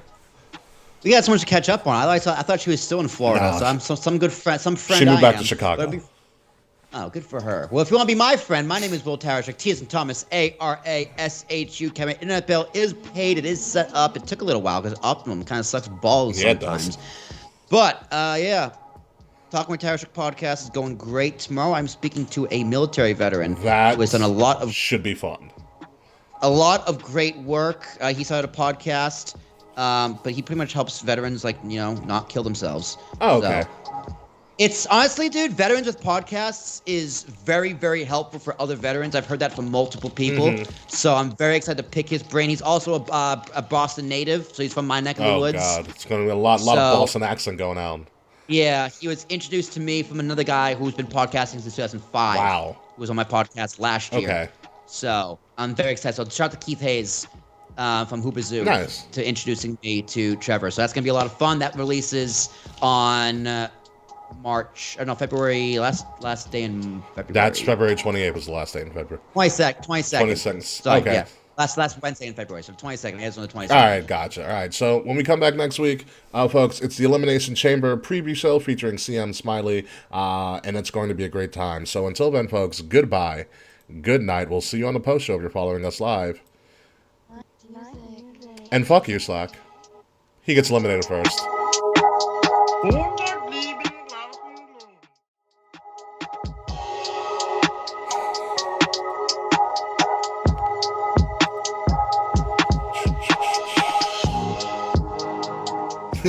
Yeah, I forgot my tip of the crown stuff is fucking great. Fretz has been going nuts since he's sick. Yo, Fretz has been going crazy. It's because these past because few he's days. sick. Oh, this is the best one. Damian Priest getting ready to win Elimination Chamber. It's a picture of R-Truth. Also, I love how Beth Phoenix has a good sense of humor.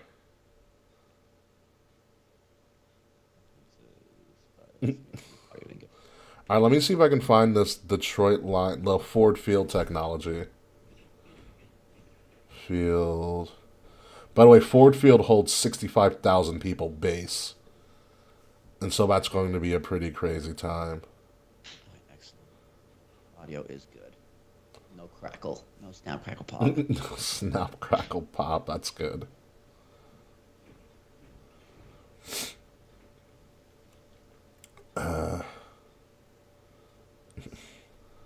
Smiley just texted me. She goes, "Did you tell him?" And I said, "Just did to end our show."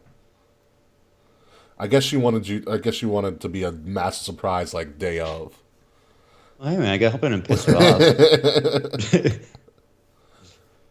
Now, let me see if I saw this thing on Ford Field. It's Ford Field technology. Here we go. All right, I think this is it. Let's listen in on what this tech is. Are you ready for Nope. it? Not that. That's Taylor Swift. You know I know what MSG has like the facial recognition. That's what Ford Field has. I don't like that. It's kind of knocking thoughts. I don't know if I saved it. I did not. It's like what do you need to Because they're scan my face doing for? targeted ads, which is it's like I said, kind of knocking thoughts. But I don't have it. That sucks. That does suck, actually. Oh, whatever. Oh, you ever see the emotional damage guy? No. It's like emotional damage. Nope. Great guy. So it's like this Asian comedian. He makes fun of like his strict parents. So like this is the one that's like been going nuts for a while. But I'll play it for you because it's so fucking stupid. Remember your cousin in China? He got 15 years work experience. He's 9. How's that even possible? Because he does 5 jobs at the same time. Master's degree, interns for Google. Timmy got attention deficit disorder and he walked it off. Timmy speaks 6 languages. Only language you speak is failure. Also, why can't you be as handsome as Timmy, huh? You look like Tom Holland. You look like Thank You Next. Okay, at least I didn't fail any exams. Exam? You think he had books? Timmy learned calculus from the back of milk cartons. In America, you have iPad, you have laptop. He didn't even have electricity. Listening to the lo-fi study beats. If Timmy wanted music, he had to play it. He learned to play Mozart from listening to the McDonald's jingle. Probably not very athletic then. What the hell? Timmy's the captain of his soccer team. We have to play in the 150-degree sun barefoot in the snow. Over here, you bump into somebody. Oh, ref, that's a foul. Oh, foul. Back in China, we used to roundhouse kick each other in the face. Remember your... So fucking good. Oh, there's a bunch of other dumb shit I find. By the way, Will, do you have any update on this AEW video game?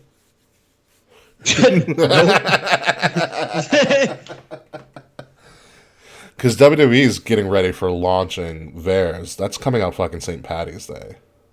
Dude, I can't wait for this Hogwarts game. There's a lot of gameplay footage that got leaked. So the gameplay footage looks awesome. The combat looks really cool. Yeah. The actual writing, like the I dialogue heard scenes, look a it's little bad. It looks a little bad, Mm-hmm. and the menu systems also look pretty poopy. Yeah, and it's like it's supposed to predate Harry's existence at. Yeah, it's like 500 years before. Yeah. I mean, but it looks a lot of fun. I'm gonna buy it. I'm gonna get it for my birthday. We see a graphic every week of AEW saying it comes soon. Okay. Oh my god. I'm very scared for that AEW video game. Yeah, it's probably not gonna be good. Yeah. I mean, I was looking at 2K23 because, like, they had like the side. I like the videos are coming out, and they have like the side by side like entrances from 2022 to 2023. Their characters look the exact. There's same. nothing different. It's becoming Madden-like, but like, I want to see what they do with GM mode. I want to see how War Games plays. Well, I watch footage of how War Games plays, which is kind of knucking thoughts. Like, that's going to be a great online community game for people.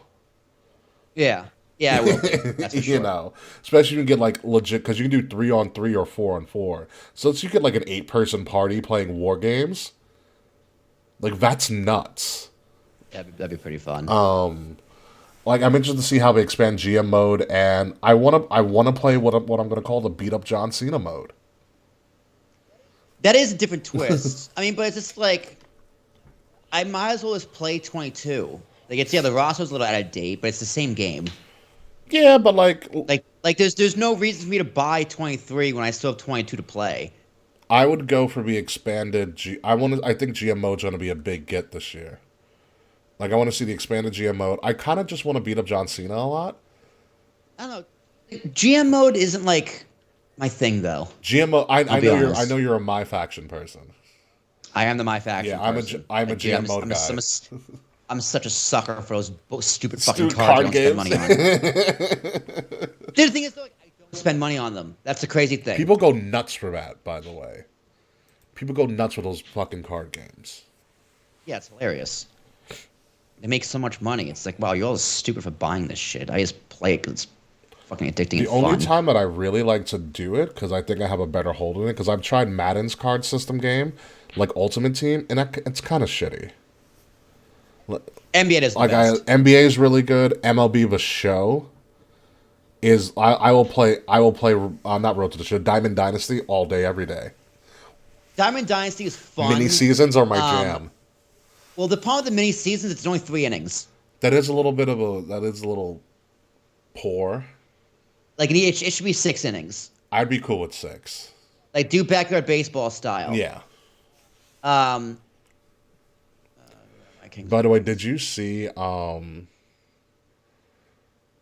Jeter's the special edition cover? I did. You texted me that. What is this? Is this 327? 327, yeah. Pull back the curtain. So yeah, but I was in my hotel room. I was playing on my Switch. And I was playing a little bit of the show because I haven't played it in a while. And I was like, this game's still fun. Like, I don't need to buy 23 because I'm still playing. I can still play 22 and have fun. Yeah, 22 is a whole lot of fun. Like, I'm not gonna lie. After the season ends, though, Diamond Dynasty is completely useless. Yeah, it's horrible. It's horrible. Like all the mini games and the challenges were really fun. Because they always update your, like, if somebody's playing well, they give them a boost. Yeah, well, there's that, but like it was like the monthly June challenges, like it's like the Lou Gehrig Day challenges or the Jack Robinson Day challenges, yeah. Or like the Home Run Derby challenges. Those were always a lot of fun. So I played a lot of those. Yeah. And then I also just played regular like season mode with like my fantasy team. I made it to the All-Star break. Listen, I heard because you did the full 182. Not yet. Oh, okay. But I do play every game, and I'm pretty much at the Well, All-Star no, but I'm break. saying, like, is your season 182 games in length? Oh, Yes. okay. Yes. Yeah, I've heard that the show's, like, franchise mode is deep. Yeah, it's really cool. It's fun. Like, how do you deal with the contracts and stuff, too? Because I know NBA 2K, if you ever do their Dynasty mode, their contracts are fucking crazy.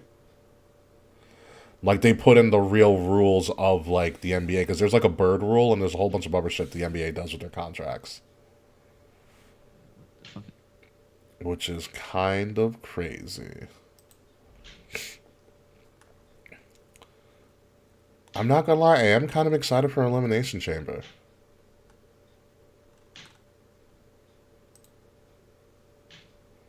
What the fuck? What? What's going on? I should do that first. All right, 1 second. Mm-hmm. Why am I'm not getting audio, but I'm not getting audio. That's weird. Miss Raw and SmackDown this week. Catch up on all the action the next day on Hulu. Good job, WWE. I'm looking at this, whatever details they have about this. Oh, let's see what the SummerSlam Priority Pass thing is. So it's a big. Oh, it's just pre-sale shit. So they haven't said much for it. You know what I think WWE makes most of their money? Like the little Priority Pass thing instead of a travel pass shit that they did. I think that's raking in a ton of money for them. All these crazy ass packages. By the way, did you see Riddle's new girlfriend? Okay, 1 second. Yeah, that's fine. I'm just, talking to keep the stream alive. I'm having for some reason I can't hear my audio. That's weird. You need a knucking futz counter? Quiet. It's a quad. I move it up a track.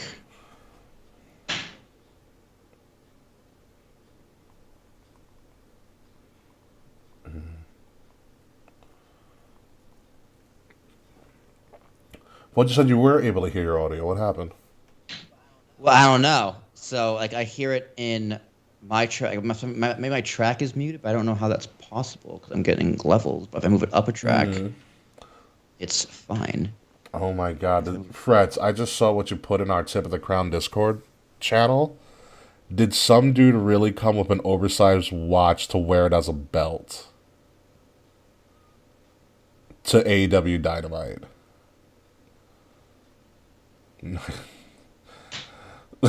Hold on, I need to save this Cody Rhodes picture. That's still funny as all hell. What's happening here? Okay, there we go. So my phone just goes off like nuts right now.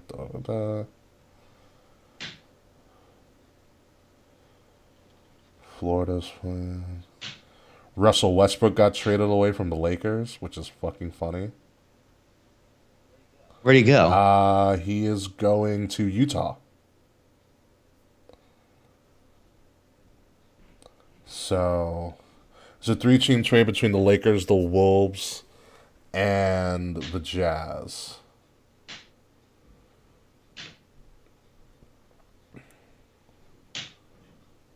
There we go. I think I got Got it. it? Weird, yeah. For some reason, so like when I do a multi-track, I record all of our audio on track 1, my audio on track 2, And the music on... your audio on track 3, and the music on track 4. Oh, so you double the audio. Okay. Yes. So for some reason, my audio on track 2 is just the levels are showing, but I'm not hearing anything. So when I export it, it's just your audio. Oh yeah, no, that's weird. Which is wrong. Very wrong. It's very wrong. So let me hit a no on this. I'm gonna go back into my folder. So I just moved to track 1, and I could hear it again. There we go. But it recorded just fine. Okay. So weird things happening over here at the Tarashek household. That's true. So apparently, Alien Superstar. the Washington Commanders might be up for sale.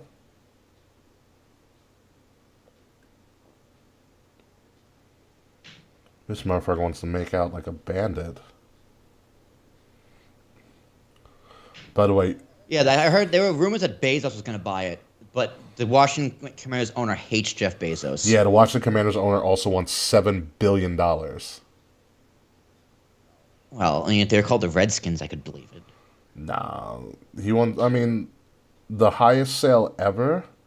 I'm waiting for let me see. No, I'm reading it says thus far the highest bid has been 6.3, which is still 1.6 more than what the Denver Broncos sold for in 2022. Like, it's like essentially like 30 of the top biggest, most lucrative franchises in all the sports are all NFL franchises. Yeah. I don't know if it was Jay-Z or someone else. It was some other, like, black billionaire who wanted to go partially in on owning a football team, like the Redskins, or the Commanders, excuse me. If it was going to be anybody, it probably would have been Jay-Z, because he has enough money to, like, go be a part owner. Yeah. But I don't remember who it was. I think it was Jay-Z. It might be Jay. All right, there we go. I have audio. That was really fucking weird. I don't know what's up with that. Weird times in the audio stuff. And nothing's muted. Right? No. Nothing's No. I don't think so. Nothing's I muted. don't think anything on my Audition is muted. No, I was muted a little quickly, but that was during the pre-show, and I quickly fixed that. Yeah, no. We tested the audio. Everything is good. I got the final. So it was just really, that was really. Yeah, no, I got the levels and stuff. See, and like it was playing with levels. It's like the bars were moving, so the audio. It's there somewhere, yeah. But like, if I can't hear it, that's probably could be a routing thing. But the fact that it exported without it is even weirder. That's very weird. It's like the audio is there, it's registered, but it's just not going to export. Just go fuck yourself, I guess. You know that's very weird. Let me upload this bad boy. Look at Cody Rhodes in the Dipset picture. It's one of the best pictures I've ever seen. It's so fucking funny, dude. That's so funny. I don't know where Taquan finds this stuff, Internet, but he needs to put me on something. There's a whole Cody being like image being like a black person. Oh, you know who texted me the other day? Speaking about Cody, Dave. No, I got text. I got to text Dave though, because I do want to bring Dave back on the show. Christian, the original Christian. Really? He texted me, asked if I watched Rumble, and we started talking about it. I'm gonna try and get him back on the show too. You listen. If we do old school KOTR, like I'll do my best to change up all the logos and like the feel of a show, but that'll be the show that you host again. Like I will go back to third mic. Dude, I don't have the original logo. I have them archived. I have them. You do? You have the original one? Dude, that one, my friend Pat Hopkins made that. I'm so proud of that logo. I mean, it's fucking awful, but I'm very proud of it. I was just going to bring it back to the one that we got when we went to just go make him say, Let me give that a cheeseburger. I love how everybody in our Discord chat now has their own emoji. Yeah, everyone needs an emoji. Yeah, and I got the white on black and red one that my friend Carly made. Which honestly, the one Carly made us, which is the white, black, and red, was the original idea I had for a logo, which is like the ring ropes and on the apron was Kings of the Rings. And I think it was you or her who suggested to do crowns on the ring posts. Yeah, it's like Kwan's going nuts on the Discord with all of the Cody memes.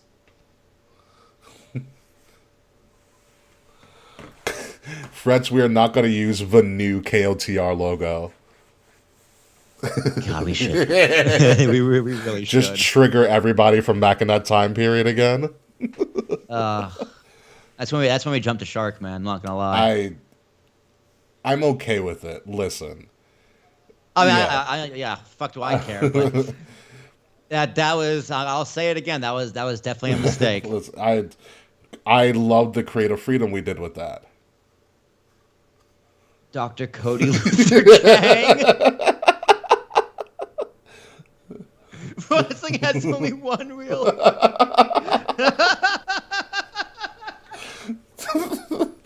Oh my god! If I could do 2 cheeseburgers, I would. Well, I think you can. Can you? No, I don't think so.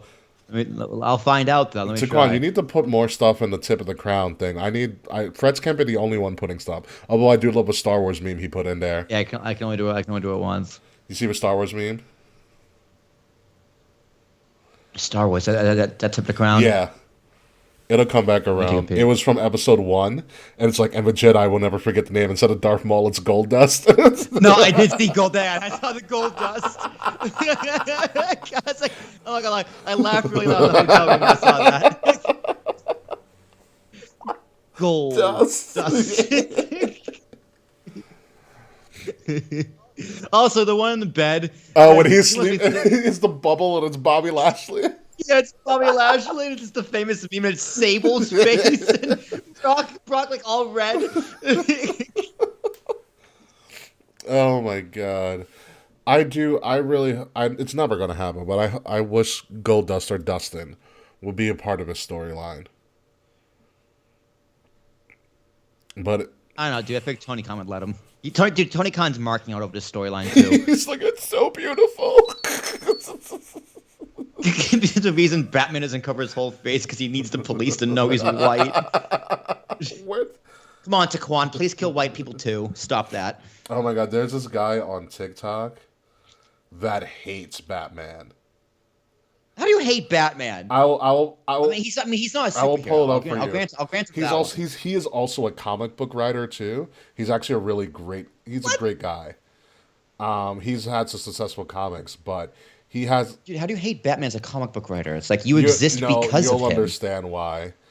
It's this one that he's really loud. It's called Batman is Not a Hero. He's okay. Now you've piqued my interest. And he's a vigilante. He references a comic that came out where Batman built a pretty much an impenetrable force field for Clark Kent's mother. And he goes off about that, and you'll understand in a second. You know what? I don't even know you, but you made a perfect point. Batman fans, get the fuck out. It's finna get cold in this bitch. I need somebody to explain finna get cold. to me. Okay? I need somebody to explain to me how in the absolute fuck can bitch Wayne create impenetrable fucking domes for Martha fucking Kent? How the fuck can you build a house again? How can you do this for them? You can't build a prison strong enough to hold your roads? Make it make sense, Jesus. Batman, from the bottom of my heart, bro. You a bitch. You are definitely a fucking bitch. You trash, bro. Your fucking city is poor, rat-infested, disease-infested. Your fucking people are living under fucking bridges. But you can build a fucking house for his fucking parents? You can make an impenetrable fucking shield for his fucking parents? You can't do that shit for your own fucking city? You raggedy bitch! Fuck you! You are trash! Nah, we not letting that slide today. Fuck no! You mean to fucking tell me you got drug-infested streets? You got only friends models at fucking corners? You got gangsters and bad dudes? Hell, even the GCPD is fucking corrupted. You punk-ass bitch! You can't fix none of that, but you can make a free house with a free impenetrable dome? How much did you pay for that, bitch? Like, why the fuck doesn't every Gotham house and building have one of these bitches? Bro, you are trash. Look at me. You are fucking trash. Bro, the writers of DC suck. Y'all is trash, bro. The next time a child dies in Gotham, I want you to remember, Bruce. I want you to remember you could have saved that baby. You could have. But you know what you did instead? You gave the Kents a fucking impenetrable shield instead of taking care of your city. You fucking bastard. To make shit worse, you know whose people in city got an impenetrable shield, Bruce? Do you? If you thought Wakanda, bitch, you are absolutely correct. The king of the goddamn dead takes care of his country and all his fucking galaxy. Nah, but not you, you trash-ass hero. Boy, fuck you. I'm done. Fuck Bruce. You know what? I love this guy. Wow. Tell me how you really feel. He made a parody one when he got a flat tire the other day. And he's like, yep, I saw Batman on the street. He gave me that look in the Batmobile and threw a batarang at my fucking car, my tire. It was great. He showed us the PSI. His PSI was at 2 for his busted tire. He's like, I've never seen 2 on my tire in my life. But yeah, he's King Lion. I haven't checked my tires in a long time. I should probably do that. Have you ran your car? Because like when it was like almost negative degrees Fahrenheit last weekend. You know what? I haven't. I was away. So what do I do? Just run it and just drive it around for a little bit? Yeah, because the tire pressure was depleting just because it was cold and so the molecules are closer together. So when I ran my car, because I had to do some field work last week. So eventually, after going for a certain length of time, the tire pressure gauge goes away and goes back to regular pressure because your tires are warm. But when it's cold and sits there, the shit shoots up. It's like, well, we got a problem. Tire pressure's not there, but just got to run your tire. You got to run your car for a little bit. And you got to be going above like 20 or 30 miles an hour. So that you're. Well, you know what? I do need to drive to. Oh, so get this. I do need to drive to Micro Center. What happened now? Well, no. This is good Okay. news. So I don't know. I'm actually not bringing my computer. I'm bringing credit cards. Oh, So, you're buying stuff for the since company? No, it's even better. I'm going to refund. Nice. So since I had to upgrade the computer and I use it for work, I made an off comment when I was in Vegas, and I was like, yeah, like, thankfully I had to get a new drive because thank God I did, because otherwise I would have lost all of my work from like what we do every single day. And she was just like, you should expense that. I was like, Ooh. I was like, I'll send you an email And an invoice. So well no, but because I'm You're a contractor. I don't have a company card, so I had to take hers. I take my boss's. Nice. So I have her card, and I gotta drive to Micro Center and just be like, hey, here's like the receipt, here's the order number, just refund this card and charge it on this card instead. So I'm doing the build, I'm doing the new hard drive at the transfer, and the power supply. Nice. So I'm gonna get like $800 back. That's pretty awesome. So my friend who lives in Colorado, I think he's a programmer. So I hit him up on his birthday, and he showed me his setup. I got to send it to you, even though it's kind of messy. He's fucking 3 monitors and a laptop. Yeah, dude, programmers are nuts. So, but here's what They need three. Here's what he said. He monitors. goes, he showed me his PC setup. He goes, finally was able to get a new Hen graphics card last month. A what? He said it's a Hen graphics card. But he said it's only HD, not 4K, first world problems, but it does 200 FPS on Ultra in Cyberpunk. Yeah, but it's not 4K. But it's 200 frames per second. It doesn't fucking matter. I feel like my 3090 could do 200 frames per second. He has a 36. I'll let you. Actually, you know what? I'll let you know. I don't have Cyberpunk. I hear Cyberpunk's still fucking broken. No, it's not. But, and to what I know, it's not. He has a. Well, if you're trying to run on a full blast, I think it is. Okay. But still, 200 FPS, pretty. Yeah, he has a 3060 Ti. Well, he's got the 3060. Huh? He's got the 3060. Yeah, he said it's one gen up the most recent, but for reference, Yeah. it's about 400 and outperforms the previous one that went for 800. Well, here's the difference between like the 3060 Ti and my 3090 Ti. It's the RAM. It's the VRAM.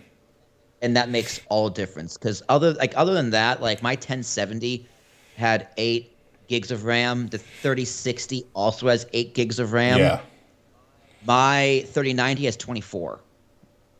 Nice. And that it's like even like if I'm playing Assassin's Creed, right, and I have it on full blast, and it overloads on the VRAM, it's not going to run smooth. So it doesn't even matter, right? So if you want to play games at full blast, you need. I think the 3090 had 12 gigs. Yeah. And then the 3090 Ti had 24. Yeah. Taquan, if we're going to do Tip of the Crown, it's got to be wrestling-related memes. You just can't be putting random memes like this. You know what? What do you got? Go look after the Batman one. Growing up out west, you get used to watching N-words get DP'd behind the liquor. Yeah, exactly. I'm so glad I'm not on Black Twitter. It's Like, I don't know what like 4 of these words mean. okay. Violate. What's the G code? Like we're boys, like we're G's. Yeah, it's this unwritten code. Nothing you need to worry about. Trust me. It's like bro code plus. If that's what you want to, that's the way you want to look at it. Sure. Pro code plus, yes. Sounds fun. Oh my god! But yeah, you gotta now. You have no excuse to not watch Wakanda Forever. Yeah, I'll get around to it. I'm really enjoying The Last of Us. The show. Yeah. I just finished Well, I just finished watching the last 2 episodes of Bad Batch. It's like, dude, they finally did like a gay love story and that nobody complained In about. Last of Us. In The Last of Us. Did Yeah. anybody ever complain about Will and Grace? Well, I think you're too young for Will and Grace. Well, people did. Just the internet wasn't around. Fair. It wasn't in its form. It's like yeah, I'm too young, but so is the internet. You know what I mean? Like, well, it's also Listen, I like, loved Will and Grace the show the first time around. It was fucking great. the character in the game was actually also gay. Oh, in it The was Last just, of Us? Last of Us. Yeah. So you played The Last of Us? No, I never did. I never got it. It wasn't. It wasn't the game I would go for myself. So in the game, Joel and Ellie are leaving Boston, and they gotta get a car, right? And this guy Bill, who lives in like the town in outside Massachusetts, owed him a favor, so he had to go get. It's the car. all during like this is during like a zombie apocalypse type deal. Yeah, this is 20 years into zombie apocalypse. So it's what the fungal apocalypse. So like in the game, they go find Bill, and Bill always mentions his partner. Okay. Frank. And but like, it was his gay partner. Gotcha. And like in the game, like Frank got bit, and then you walk into his house and like he hung himself. Ew. So in the show, they kind of like Ellie and Joel need to go to Bill for supplies. Okay. So on the way to the show, they kind of show Bill's story, and it's the whole episode. It's like after the first 10 minutes, it's a switch, and it's a flashback of Bill and Frank When they first met. When they first met, and like how they lived the last 20 years of their lives together. And it's a little bit different than the game. And it's just such a beautiful fucking love story in the middle of a zombie apocalypse, and it's very, very well done. And it just adds canonical backstory to a character who was like actually pretty like beloved in the game. Nice. So it's like what Dave Filoni's doing with Star Wars. Yeah, it was very respectful to the character and the source material, and a very compelling, believable love story. Nice. That nobody complained about. If you can believe it. I can't actually. There's got to be somebody out there. Nobody complained about a gay love story on TV. It wasn't like Well, it's not. It's not preachy. TV. It It's wasn't like HBO. It's bullshit. It's HBO. That's still. Oh, see, Taekwon saw complaints. There we go. Taekwon is like just the master of the internet at the moment. That's fine, Taekwon. You're allowed to complain. But it was pretty much other than Taekwon, it was universally. Because like when like people do stuff, it's like, oh, you're just pandering to the choir. But like, no, it's part of the source material. He's gay in the source material. Like, well, there is that, but it's not pandering because it's just well done. Like, they call it pandering when it's bad. Yeah. Because like when it is bad, it's probably really bad. But like, no, but like it's like that's what in Marvel stuff people are always pissed at. Like, oh, we're not doing things like the source material because like number one, that's not the point. But like. If they do reference the source material and then they just add on to the fact that he is a gay character, we're not going to make him straight for purposes of like trying to acquiesce to somebody, then no, that's good writing, regardless. Like he's gay, deal with it. Yeah. Yeah. It's like it's not like they didn't. The shows that do it best, like they don't call attention to it. It's just like he's gay. It's like part of it's normal. Yeah. Like it's normal because it's normal. Yeah. Normal. like if there's a gay kid at school, you don't applaud him, right? You say you go about science class. Yeah, there was a show on Showtime called United States of Terror, and it dealt with the woman and the family. Well, the woman had multiple personalities, and they did it in a comedic way, but also they had a son who ended up being gay, and it was like probably the greatest representation that I've seen of just how a parent should react to their kid when he comes out. So like. You kind of had a hint that he might have been gay, but he never says it. So at one point, he's in the kitchen. The son is in the kitchen with the father. And the father, and he goes, "Dad, I'm gay." And he looks at his son and he goes, "Okay, so what do you want for dinner?" Yeah, pretty much. I'm not gonna lie though, if my son's gay and he's not good at baseball, I'm gonna be like, all right. So you got a gold mine here, son. It's just gonna be all right. All right. I'm not upset. I'm not disappointed. I'm just all right. Now if my daughter's gay, I'm like, thank God. Don't have to deal with other guys. My daughter's gay, we can give her a big hug and a kiss on the lips. In case we can miss him. It's gonna be a celebration. We're getting Wendy's tonight. You want to fuck the Wendy's girl? You can fuck the Wendy's girl. God. Guys, wait a minute. Wait on, Taekwon, hold on. You said Disney's doing a Star Wars drag show. Semi-intrigued. I know we should probably tell K-Biz at some point. K might also know. Greedo and drag, please. I'm interested to see how they do Star Wars drag. That'd be really funny. I don't know. I just want to see the creativity. Steven It's gonna be very Steven creative. Universe had great LGBT representation. Did it really? I never watched Steven Universe. I heard good things about the show. God, the kids are gonna get a whole new definition of lightsaber. That's for sure.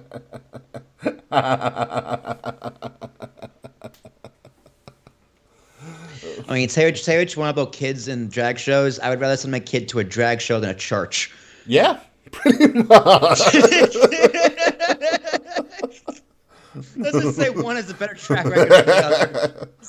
Have you ever been to a drag show, Will, or not? You went to a drag show. Well, yeah, but like, did you ever like we stumbled upon a drag show? No, Yeah. I mean, but like, if Jazz was like, "Do you want to go?" I'd be like, "Sure, Yeah, let's go." more so like, did you go to a drag show with the intent of going out to a drag show?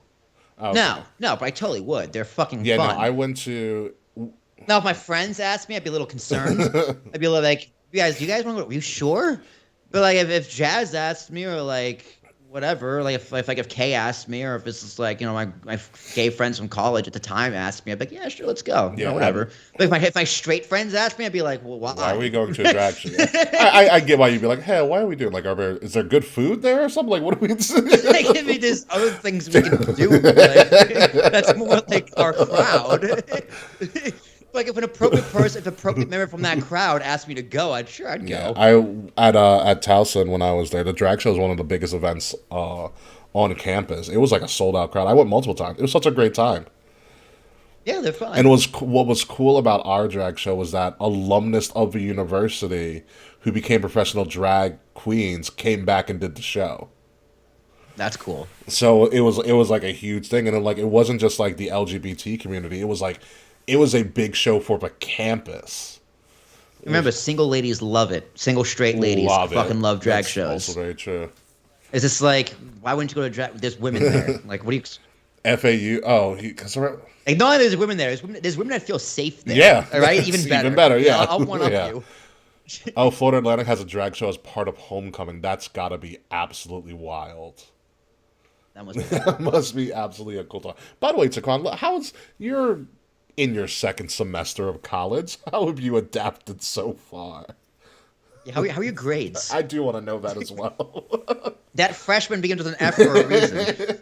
Yeah, after my first semester in college, my dad was not happy with me. I was like, I'll adjust. Yeah, my dad was like, "You want to keep that scholarship, right?" I was like, "Hey, Dad, we just found out I took a course that, according to my IEP, I shouldn't have been taking. So I have an excuse for the years, and I used it almost every semester." Nice. Yeah, no, I got it together after. I was like, yeah, whatever. I had a lot of freedom. It's great. Wait a second. Taquan says it's great. I have all A's so far. Also, a reminder, a sophomore. I completed my freshman in high school. Oh yeah, you're a smart kid. Well, put it this way: my core classes, which is like what I was going to college for, my GPA was a 3.5. Yeah. My overall GPA was a 2.9. No, I played that card too. That's how I got into grad school at Astra. I was like, yeah, my GPA is low because all these bullshit classes you're forcing me to take. Luckily for me, when I was in college, we had like a catalog where we had different categories that we had to complete for our gen eds, but like we could choose what class it was. It wasn't like No, like we had to take a science class. Right, it was geology or astrology, astronomy, not astrology. That's not real. It's like, do you want to choose the rocks or the stars? And I was like, well, the stars are interesting, but I've heard the stars are hard. I'll go with the rocks. Astronomy is a very complicated thing, especially if you follow some stuff on social media sites where they talk about like the craziness of the universe. It'll blow your fucking mind. Yeah, it's star patterns and like words in Latin. Like, no thanks. It's even more confusing because it's in Latin because the Greeks named them. Yeah, and also like there's really massive lengths of really massive units of length. Yeah, like you know how Italians have vowels for no reason. Yeah, the Greeks have consonants for no reason. And that's way more complicated.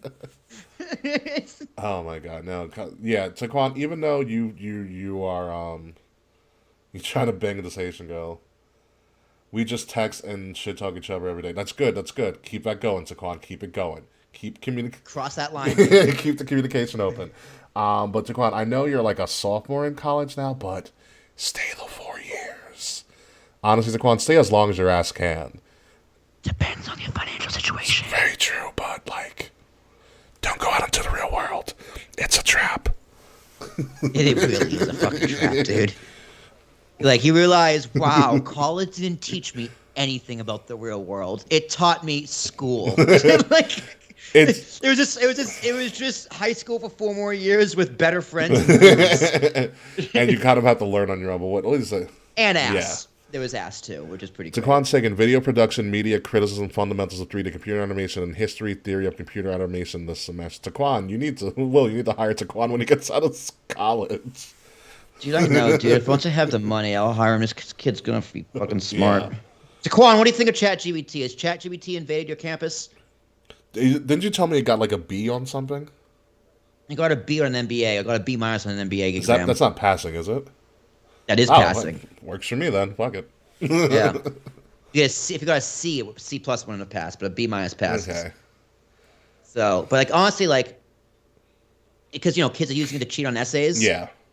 Professors are ripping up the syllabus and going, "We're gonna have oral examinations now," which I go, "That's good."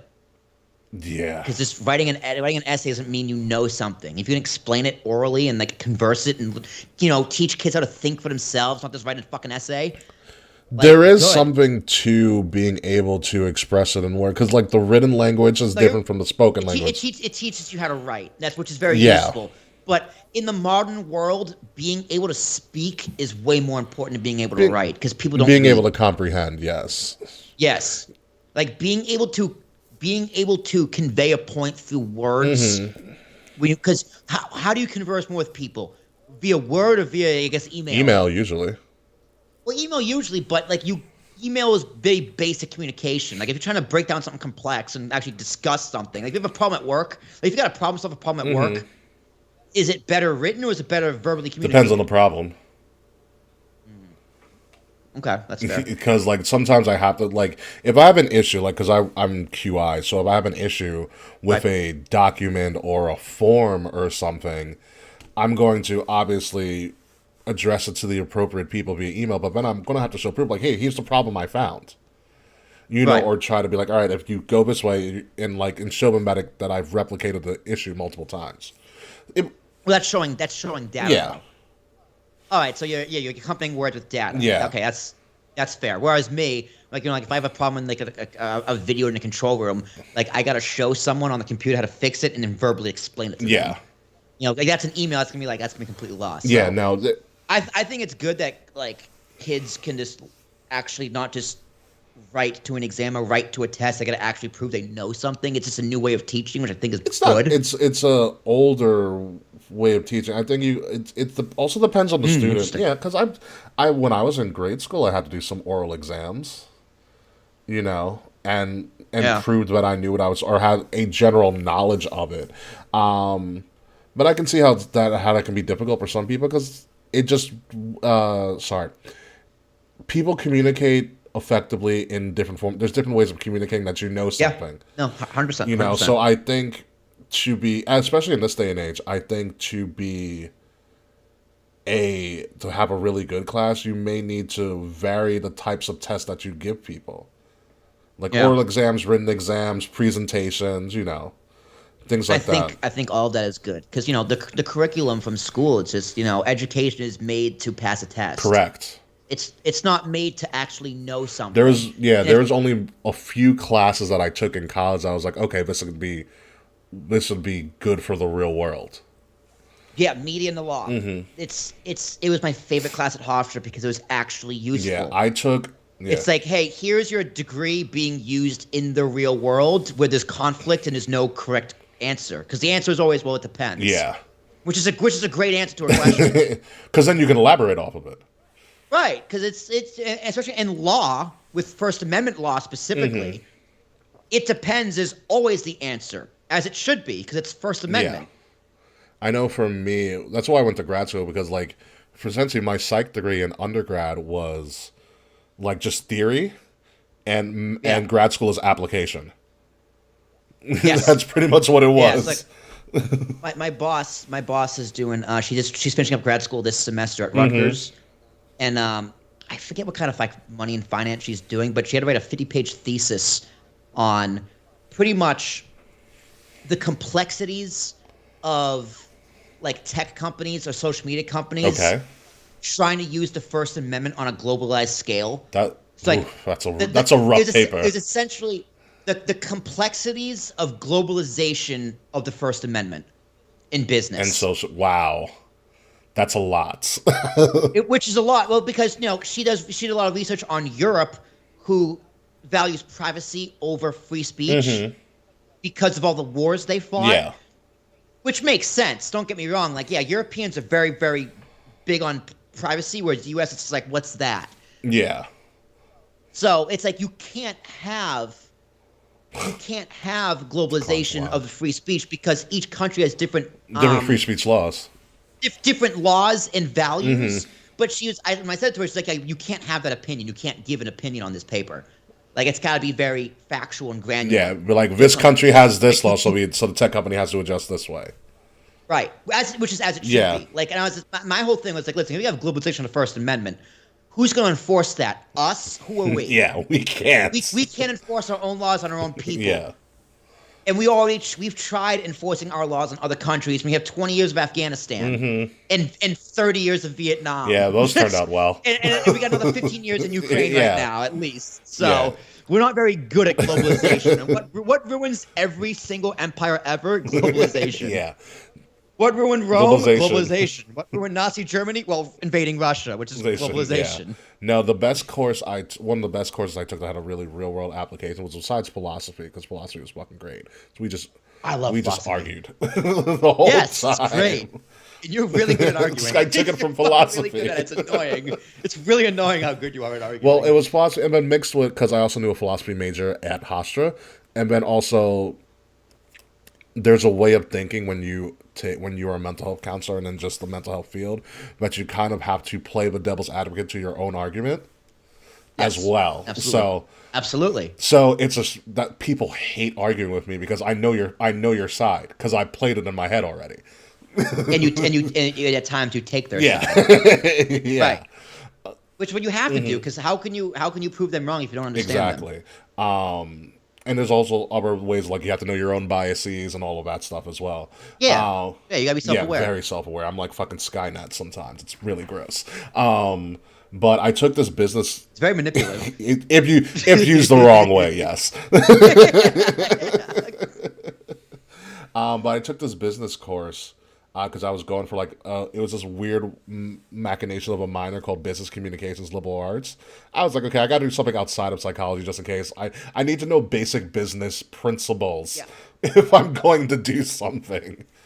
And I didn't get that minor because I'm really bad at accounting, but a lot of people are. So anyway, I took this business course where the teacher, it was pretty much like preparing you for like job placement in the world. And the teacher was like, your grade is your currency. Like he's like, this class is a job. Your grade is your value, essentially. Like if you do really well, you're gonna get an A. You don't. Remember, women, you earn 74 cents of the dollar. Yeah. like you don't show up. You're gonna do bad. And he's like, and he was very strict. He's like, there are no cell phones in my class at all. He's like, if I hear your phone go off once, you lose a letter grade on your final grade. That's aggressive. Yeah, it was very aggressive, but he was good. This dude was wildly connected. So he's like, I know you guys have essentially varying majors. He's like, he made us one of the projects was number one. You have to. He gave us a real world crisis, and you had to develop a crisis plan, like a crisis plan and response. What was your crisis? Do you remember? It had to do, I think it was like the whales at SeaWorld or something like that. Oh, that's a great one. Yeah. Oh God, I love talking to him because I took a debate class. Mm-hmm. It was like freeform debate or something. I took a debate class too. Where you had to go up in front of the class and present an argument and like with site and source and everything, and on a conflict. So I chose, because this was in college. This was when Blackfish came out. Okay. So there was Blackfish came out, and then Joe Rogan had Phil Demers on the podcast 2 or 3 times at that point. Phil Demers is He was in the Canadian SeaWorld, and he's been like a decade-long lawsuit with them. Damn. Because of how they mistreat their animals, specifically like the sea walruses. Yeah. So, which I think he ended up winning eventually, but he went bankrupt for it because it's fucking corruption. Yeah. But the topic I chose was the ethics behind these animals in captivity. I went off Blackfish saying like how intelligent they are, and then Phil Demers' experience for how fucking corrupt the industry is. Gotcha. So I wiped the floor with that debate. Yeah. Like, you're not debating against anybody, but like you present your case, like you read your paper, you read your statement, and then the class is supposed to kind of pick apart your argument, you answer questions based on the class. That's a great way of doing it.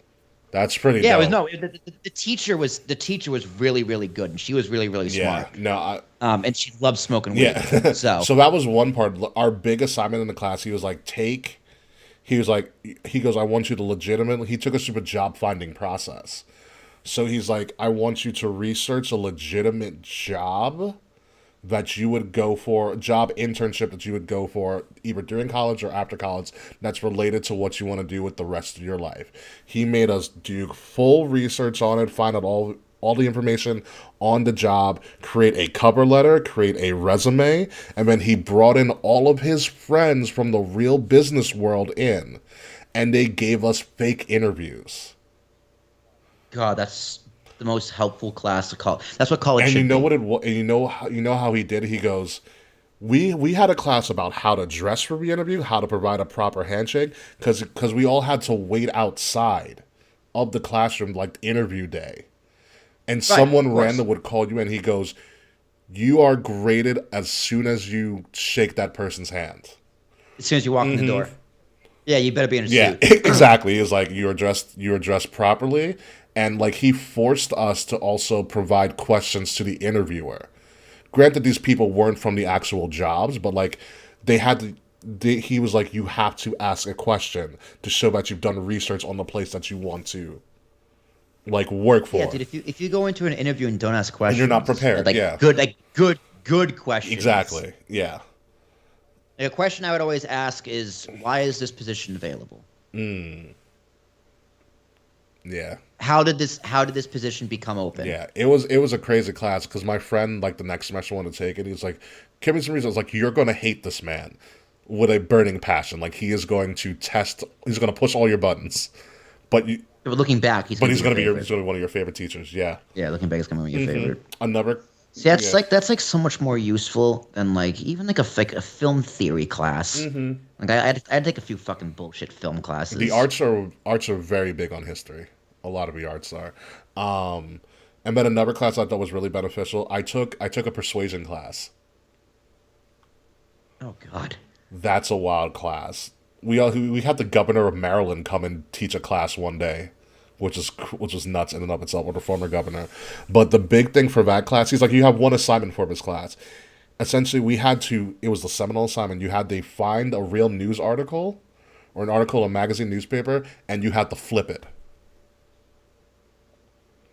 What do you mean flip it? Like, take what the article was trying to say and write it in the opposite way. Oh God. Yeah.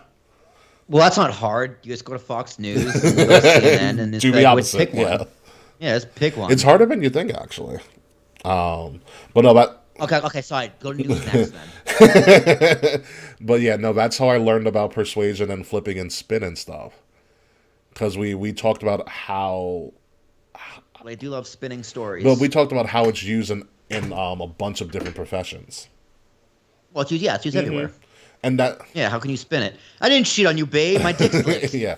So, like, we talked about it in, like, the mental health world and all this other stuff. And so, like, his classes, we weren't writing stuff. We were literally just having discussions in a lecture hall. So, those are two of the big ones. They weren't related to my major at all. Well, it's actually useful. It's super useful. And so I was like, I need to do this. I need to do this. I need to do this. So, I'm proud of myself having the wherewithal midway through college to be like, I need some other stuff. Like, I took micro and macro economics too. Just. Well, I'm thinking back to. I don't think when I was 18, 19, 20, 21, 22 years old, I didn't have the wherewithal to know what kind of classes I should have been taking to help prepare me for the real world. like other than like my core classes. Yeah. Like the classes I could have chose, I didn't think to do the research. I was just trying to do like easier classes to keep my GPA up. Fair like, enough. That's where like a college advisor is so important. Mm-hmm. It's like they should be telling you, hey man, like this is a class you should be taking. Like that class to teach you about interviews and job. Like everyone should take that class. Yeah, I wish that was a required course for everybody because it was so beneficial. Yeah, because I knew how to. I wish I took a basic business course. Yeah, because like I knew coming out of that class, I knew how to write a resume. Because like he was meticulous, like down to like the amount of white space and blank space you had in a resume was also very crucial and important. That's probably not what I think it is either. You got to have a healthy balance. That's what I mean. Like you don't have the word salad, but you don't want it to be just bullet points exactly. Either. I should send you my resume, see what you think of it. I'm not the greatest at it, but I can give you just a general thing, and that's how I developed like my resume style. Because like he was like, let's be honest, everybody has a different style of writing a resume. It's about the information you do, and it's about how you word your resume too. Well, nowadays it's so different because like if you're applying to a job at like a big company, like say it's BuzzFeed, yeah, right? There's a new like associate editor role open. You can have hundreds of people apply for that job. Yeah, what makes your resume stand out? Yeah. It's not that. Oh, it's the computers. The computers go through it. The first step is tricking the algorithm. Yeah, the computers go through it and do a yes or no. Yeah, so you don't. There's like a very slim chance your resume even gets seen by eyes. Mm-hmm. So what you got when it comes to resume building now, like the class you took is probably way different now for resume building than it is when you took it, because nowadays I would tell a student, go into the job description, take as many of the keywords as you can and put them in your resume. Mm-hmm. As many of the roles and responsibilities, put those in your like job description. What you did before. Previous experience. But a big thing now is also highlighting your accomplishments. Like, don't highlight your job descriptions, your past job. Highlight the stuff you did in the past job. Yeah, the accomplishments. Yeah. So like it's 2023 and I updated my resume because you should every year. I put for my job. I asked my the digital team how many interviews did we do last year? Just curious. So they told me. So I put in my resume. For this part of this part of my job, we produced over 1,400 pieces of content. That's a real number. Over 1,400 pieces of content. And then over Christmas break, I went to my podcast. How many pieces of content I prepared for my podcast? It was about I forget. I think it was like another 1,000. Let's say. Yeah. So even for that, I put on my resume, create 1,000 pieces of content, including this, and that for Talk Retire Shock podcast. Yeah. Actually, I included Kings of Drinks too. As well, you should. We're weekly. Including all my podcasts, producing this amount of pieces of content, bringing my total to 2,400 for the year. There you go. Like that's an accomplishment. That's fucking crazy.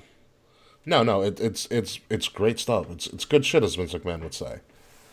Yeah. So no, you always have to do your comments. I'm a big fan of keeping a master resume, and then because you have to mold your resume to the job that you want.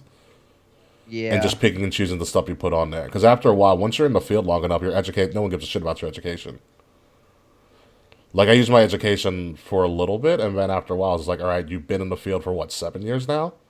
The fuck have you done? Now, your education, if it's... when you're first out of it. Not even. It only matters if it's Ivy League. Yeah.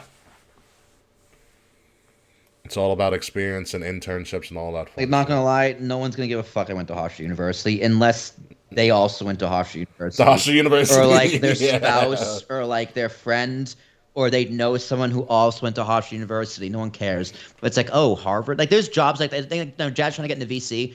There's jobs out there in VC where it's like if you didn't go to Harvard, you just can go fuck off. Don't even bother applying. Yeah. A shocker, people with money like to keep all their money with people who have money. Who knew? Who would have thought that? Oh my God! Actually, you would be interested in her master's because she's getting her master's this year in she's graduating like soon. Behavioral economics. Whew. That's a great field. It's an emerging field too. So what she wants to do is because you're studying behavior to see how you can make people buy more shit. Not only that, she wants to do VC, so venture capital, which is they give business money.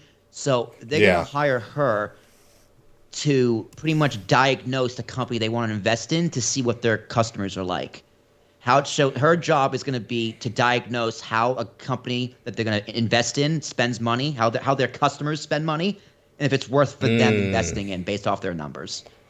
That's a huge market. It's very valuable. Yeah, plus she has a journalism background, which is even different in VC, which is very much sought after. Yeah, no, that's great tools to have. That bitch is fucking smart, dude. I should have done that. You just got to be used to looking at a lot of data, which I know you are. It's just not me. I don't know the numbers.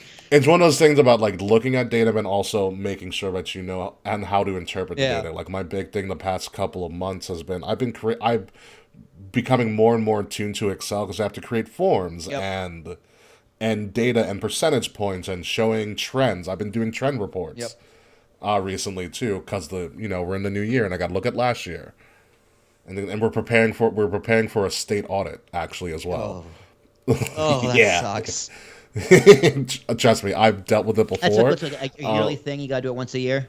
No, with the state's governing body, the Office of Mental Health, it's every 3 years. Okay. I just came in a year before, so that's where a lot of my field work is going. Because they're like, all right, we need you to go look at all of these houses. I'm like, okay, that's wrong. There's a fly on the wall, like, and I just fix this. Are you guys government funded? Mm-hmm. Office of Mental Health. We're big on Medicaid, so thank God for not cutting it. Thanks, guys. Yeah, don't fucking cut Medicaid. Like what? What's your 5-year plan? Don't die. Like, be like, okay, like, hey, Biden's been like, bro, I'm like 90,000 years old. I need Medicaid. I'm the president. Half of Congress needs Medicaid.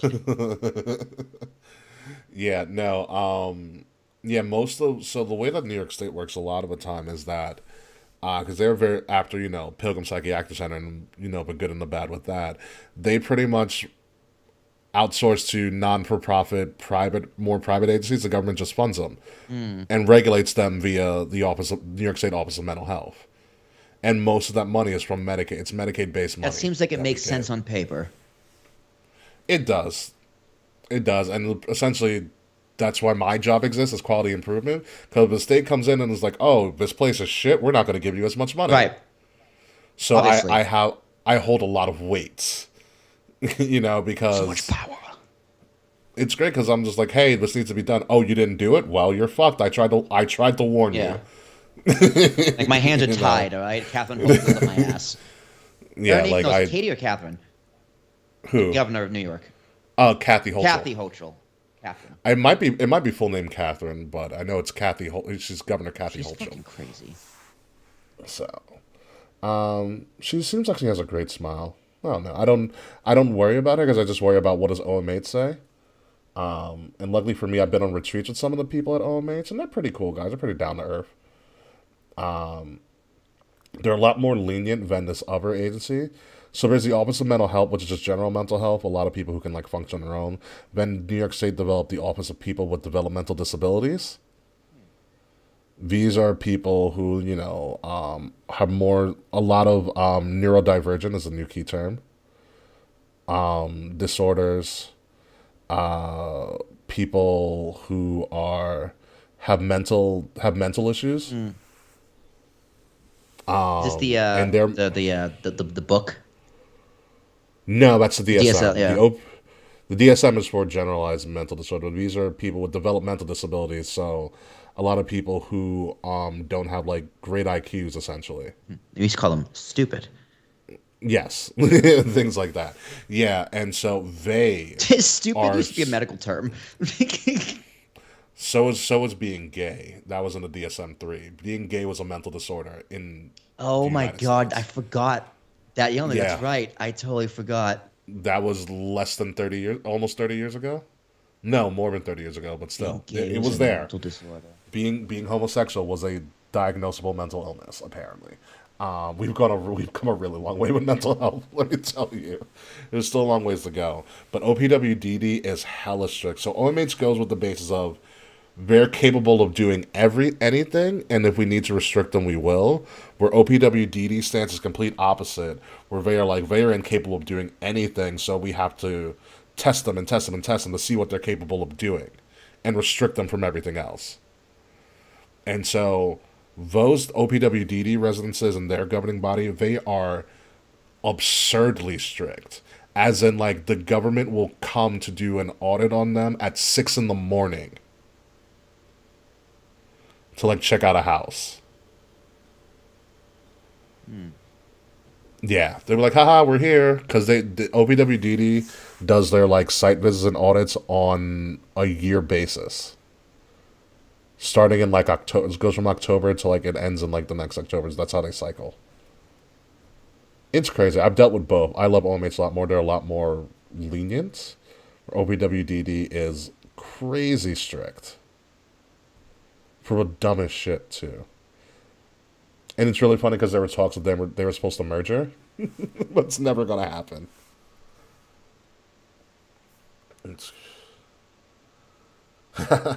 Smiley, I told Smiley about, I told you that she was going to come on. She goes, oh, damn, now I got to go watch his reaction. Very excited. On that note, let's get the fuck out of here. I got to take a leak, and Jazz wants to watch TV. So. Oh, sorry, Jazz. I got to go do things.